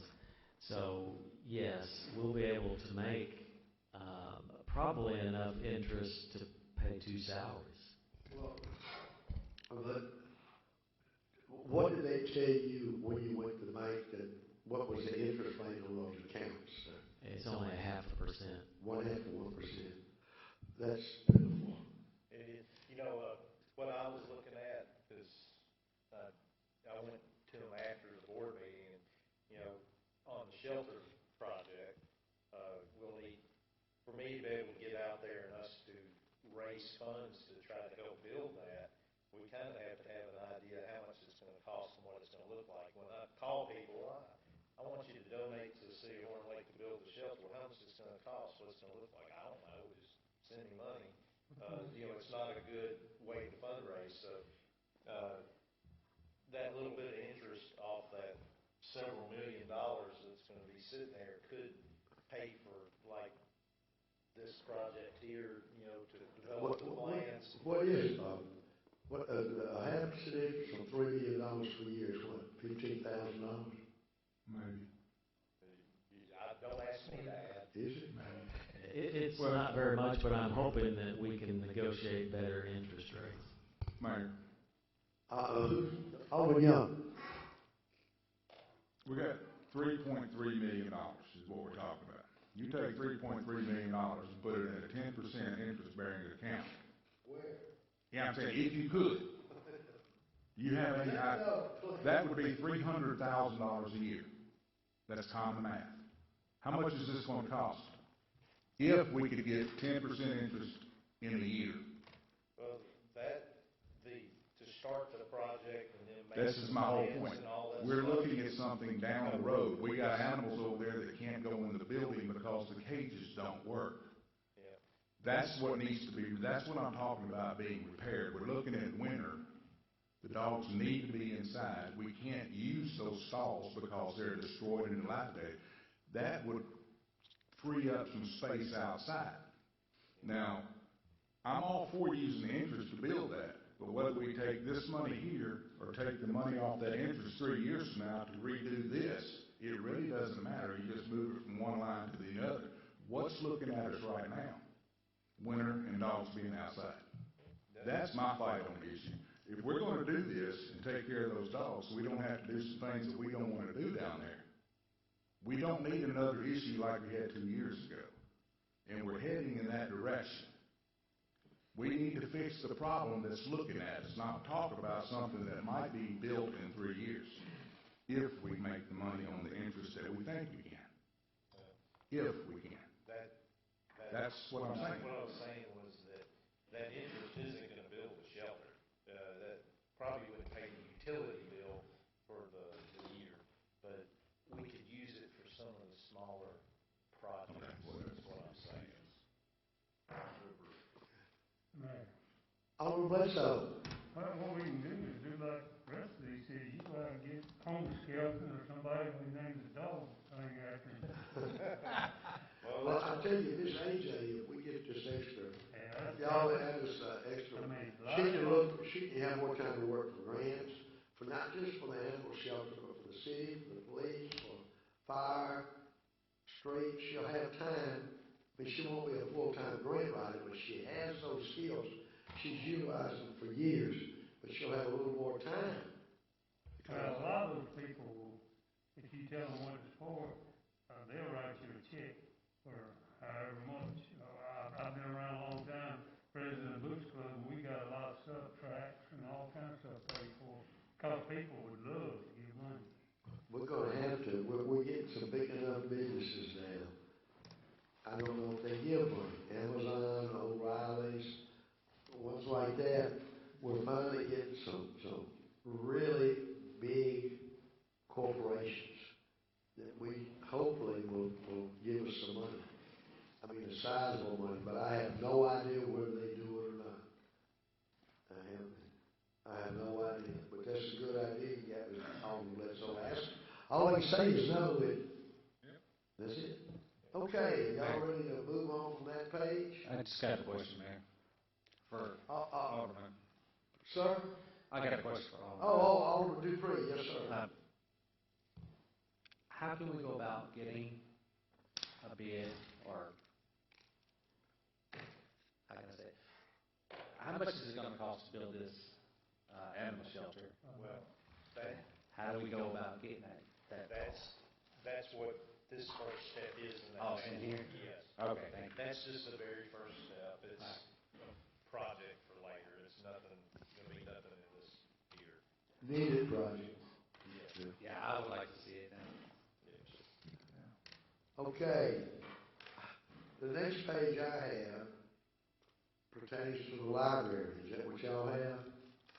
And that's pretty well cut. See, when they get a bill, so that's $201,500.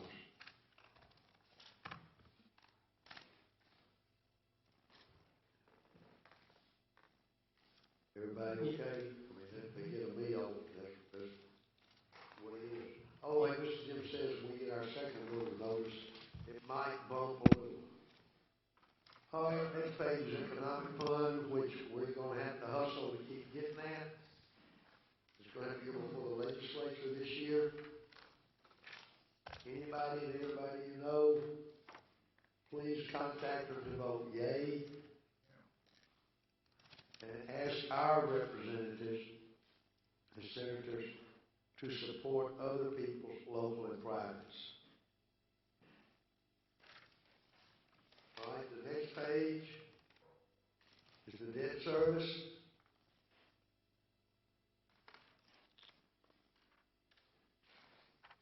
Any questions, any comments? They have to be paid. The next page is utility system, which we've already done.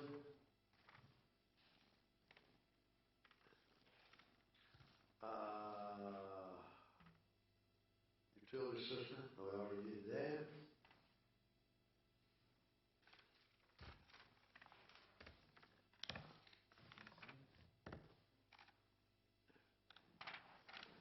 Okay. The back page, what is that, fire? No.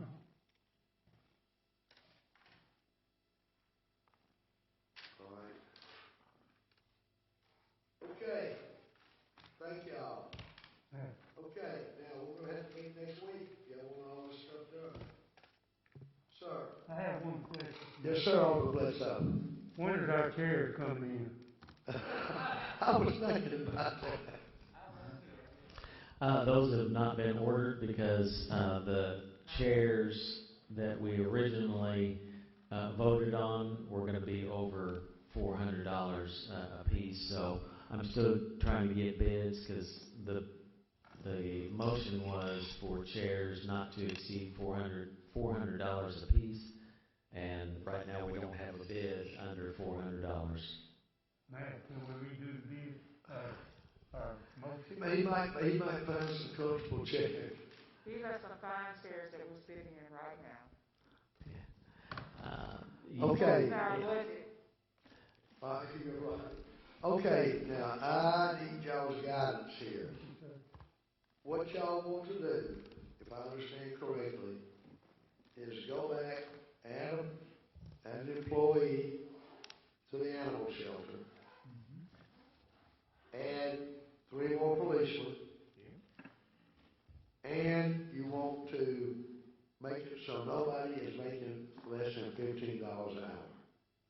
Now, you're wiping out that $260,000, and then probably some other. Where do you want that to come out from? I don't know how much it'd be, though. It only leaves $35,000 of it. Mr. Robinson.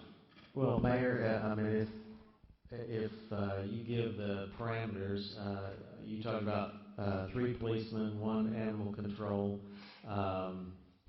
everybody at 15, if that's one of the parameters. I also heard street sweeper. I also heard an additional $45,000 in animal control for repairs. But yeah, if you want to list the parameters, then I can work on that.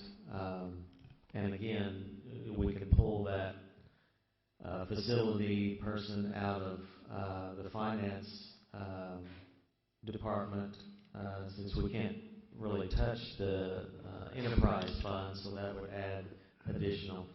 You know, if we have parameters, I can work on that and then send that out to everybody. Well, the first thing is loaves and fishes. We need to remember that story. Oh, guys. Don't forget what the mayor mentioned about some money for the road design. Thank you, all you guys. I forgot it. Thank you. It's on my list. I had to write it all down, or I would remember it. All right, so y'all help me here. All right, first thing is a new employee at the animal shelter. Next, 3 employees for the police department. All right. The next one is to go back and make sure that all employees are earning a minimum of $15 an hour. Would those be the top 3? My street sweeper. Well, I mean, but if we went That'd be cool. all right, but I mean, those top ones, that's the top 3. That's okay. Yes. And then we'll work down from that. Am I understanding the board correctly? Okay. Next would be a street sweeper. You may get those community service people and give them brooms and get them out on the street. You and I both know a fellow that had to sweep the square in Hernando one time. All right. Then the 5th thing would be money for the design of the road pepper chase. I'll ask Vince tomorrow what he thinks that roughly would be. If that's all right with the board now. And what was the 6th thing?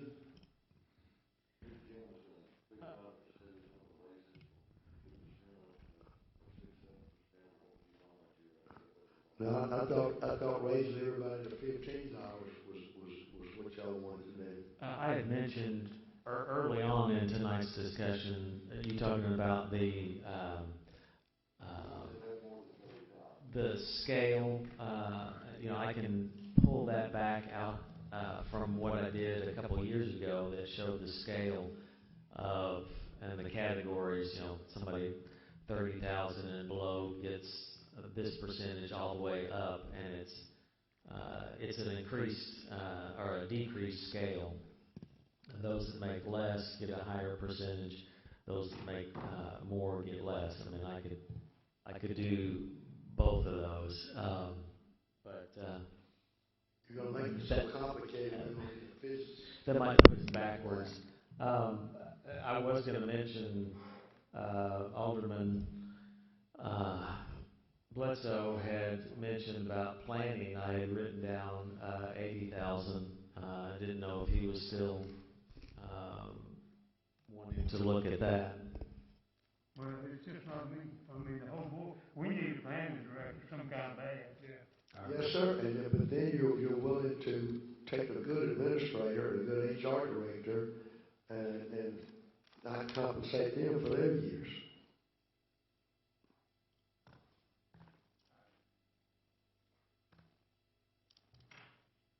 Is that it? Y'all ready to Mayor? A recess till Tuesday of next week? Hey, Mayor, I would like to just mention that the department heads, one of the considerations would be, just like we're figuring, getting a planning director, 80,000.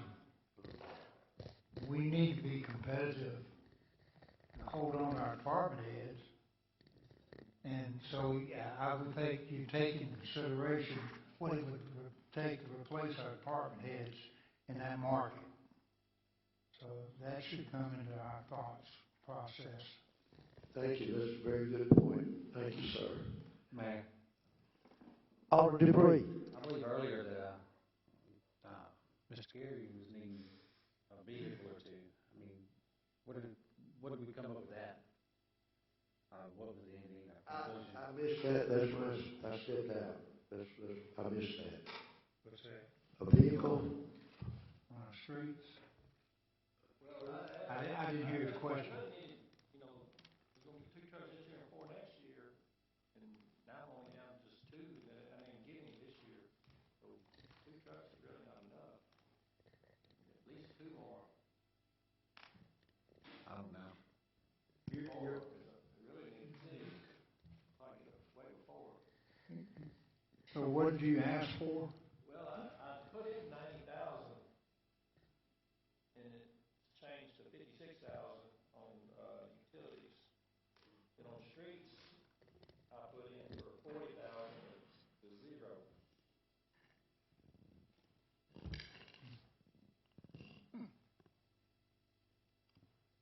And you got 0 on the 40? Oh, what was that, 44? It would be like 2 crew cab, 1,500 trucks. Oh. Jim, I know you said something in regards to in his budget, he's got 2, and you're saying you need 4. There's 2 from last year, this past year, that I didn't even get. All right, so did we move that money over?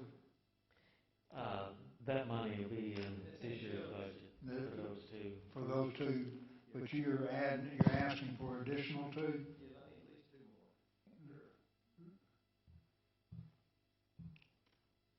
I don't know where we ended up with. I don't think we. What'd you say? Where you gonna get it? Yeah. I had 150,000 in there last year.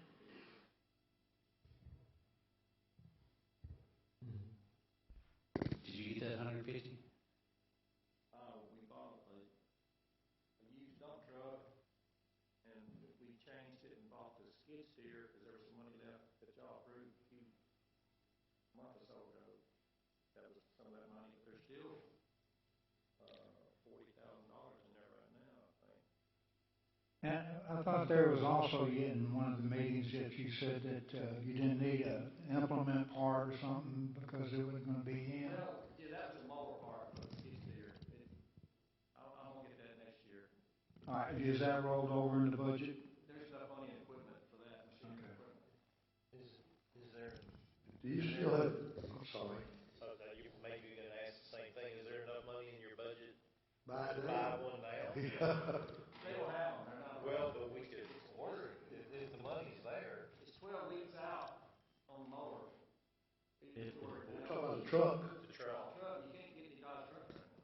do you have to have a Dodge? Well, I just called Ford, and he's got one it's got a little extra stuff on it. It's not just basic. And he said it's you wouldn't have any money left. He's got one on the lot, he said. It'd be a Ford.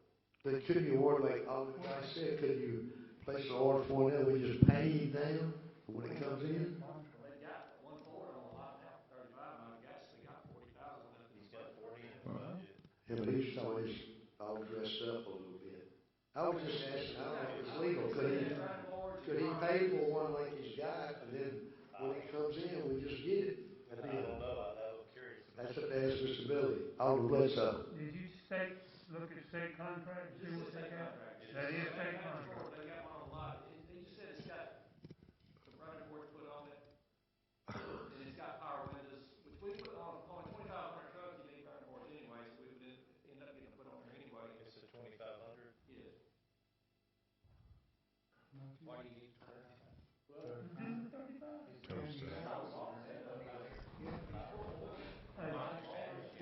We'll just be spending taxpayer money for extras. Yeah. But that was a great idea. We can get it now. If there's money in his budget to buy a truck now, buy a truck now. What about Chevrolet? Well, Chevy, Ford, whatever, I know Chevy and Ford both have chips now, because the factory in China burned down, and all that's the only place that made chips. I mean, we don't have to get the one from wherever. We can go anywhere in the state and buy one, any dealership that might have one under the state contract. We don't have to get this one. We just need to do a little research and find it. Dodge has the 3500s and Ford has the 2500s. It's all different. A crew cab, Ford, Dodge may have it in a single cab. I mean, a crew cab 2500, it may be a Dodge. A crew cab, same vehicle, it may be a different vehicle. Yeah. Every one of them separate. Crew cab, 4-wheel drive, 2-door, 4-door. But Ford, Dodge. You don't have any, currently you aren't budgeted any vehicles. If you got 40,000, personally, I don't have an issue with you buying a truck with a 40,000. We're getting near the end of the budget year anyway. Like I said, I just talked to him 2 days ago. I called him to see if they had anything on the lot. He said, yeah, I got this one right here. But you could call around and see if there's some somewhere else. Right, because you get the whole state. I mean, we've gone before to pick up We vehicles. go all the way to the coast all the time. Yeah, that's like, hadn't the police gone sometimes have to pick up a vehicle? Yeah, they're all, You can call Gray Daniels in Jackson, I guarantee they probably got 2 or 3 of them sitting there. If he told me it was in Biloxi, he'd be gone tomorrow. You call Gray Daniels, they got state contract vehicles sitting on the lot. that gives you at least one more vehicle than the other two, so that's something. You're going to check statewide. I've got all state contracts, so I'll call all the people that's got state contracts, see if they got any vehicles on the lot. Thank you, sir. I may be mistaken, but I know the police department before has called other places that weren't even on state contract and found more. Yeah, somebody may have one that they're wanting to get rid of that's a previous model or something, so yeah. Mr. Jim, to calculate these new budget plans, how long do you think it will take? Because next Monday's not a holiday. It's on Tuesday. 2 weeks. 2 weeks from his Labor Day, yeah. Would a week be enough, or does it need to be? Yeah, if we recess to next Tuesday, that would be plenty of time. Is that okay with everybody? I will be in Wyoming, but I can call in. Isn't that amazing? You can send somebody to the space station, you get good reception. You send somebody to Michigan, you can't understand them. It's called Michigan. They call Yankees right off the bat. Do we have a motion? Mr. Campbell, you have anything to say? Mr. Mayor, not about the budget. I sent out some correspondence last week along with our auditor about some questionnaires that they need. If y'all will see me after we recess, but before you leave. Thank you, sir. Do we have a motion to recess to August the 31st at 6 p.m. So moved. Motion by Alderman Young, do we have a second? Second. Second by Alderman Bledsoe, is there any discussion? Roll call, please. Alderman Young. Aye. Alderman Bledsoe, sorry. Aye. Alderman Dupree. Aye. Alderman Johnson. Aye. Alderman Guys. Alderman Klein. Aye. Motion carries 7 in favor, none opposed. Ladies and gentlemen, we are recessed. We got too early tonight, 10 o'clock. Sorry, Alderman Boston.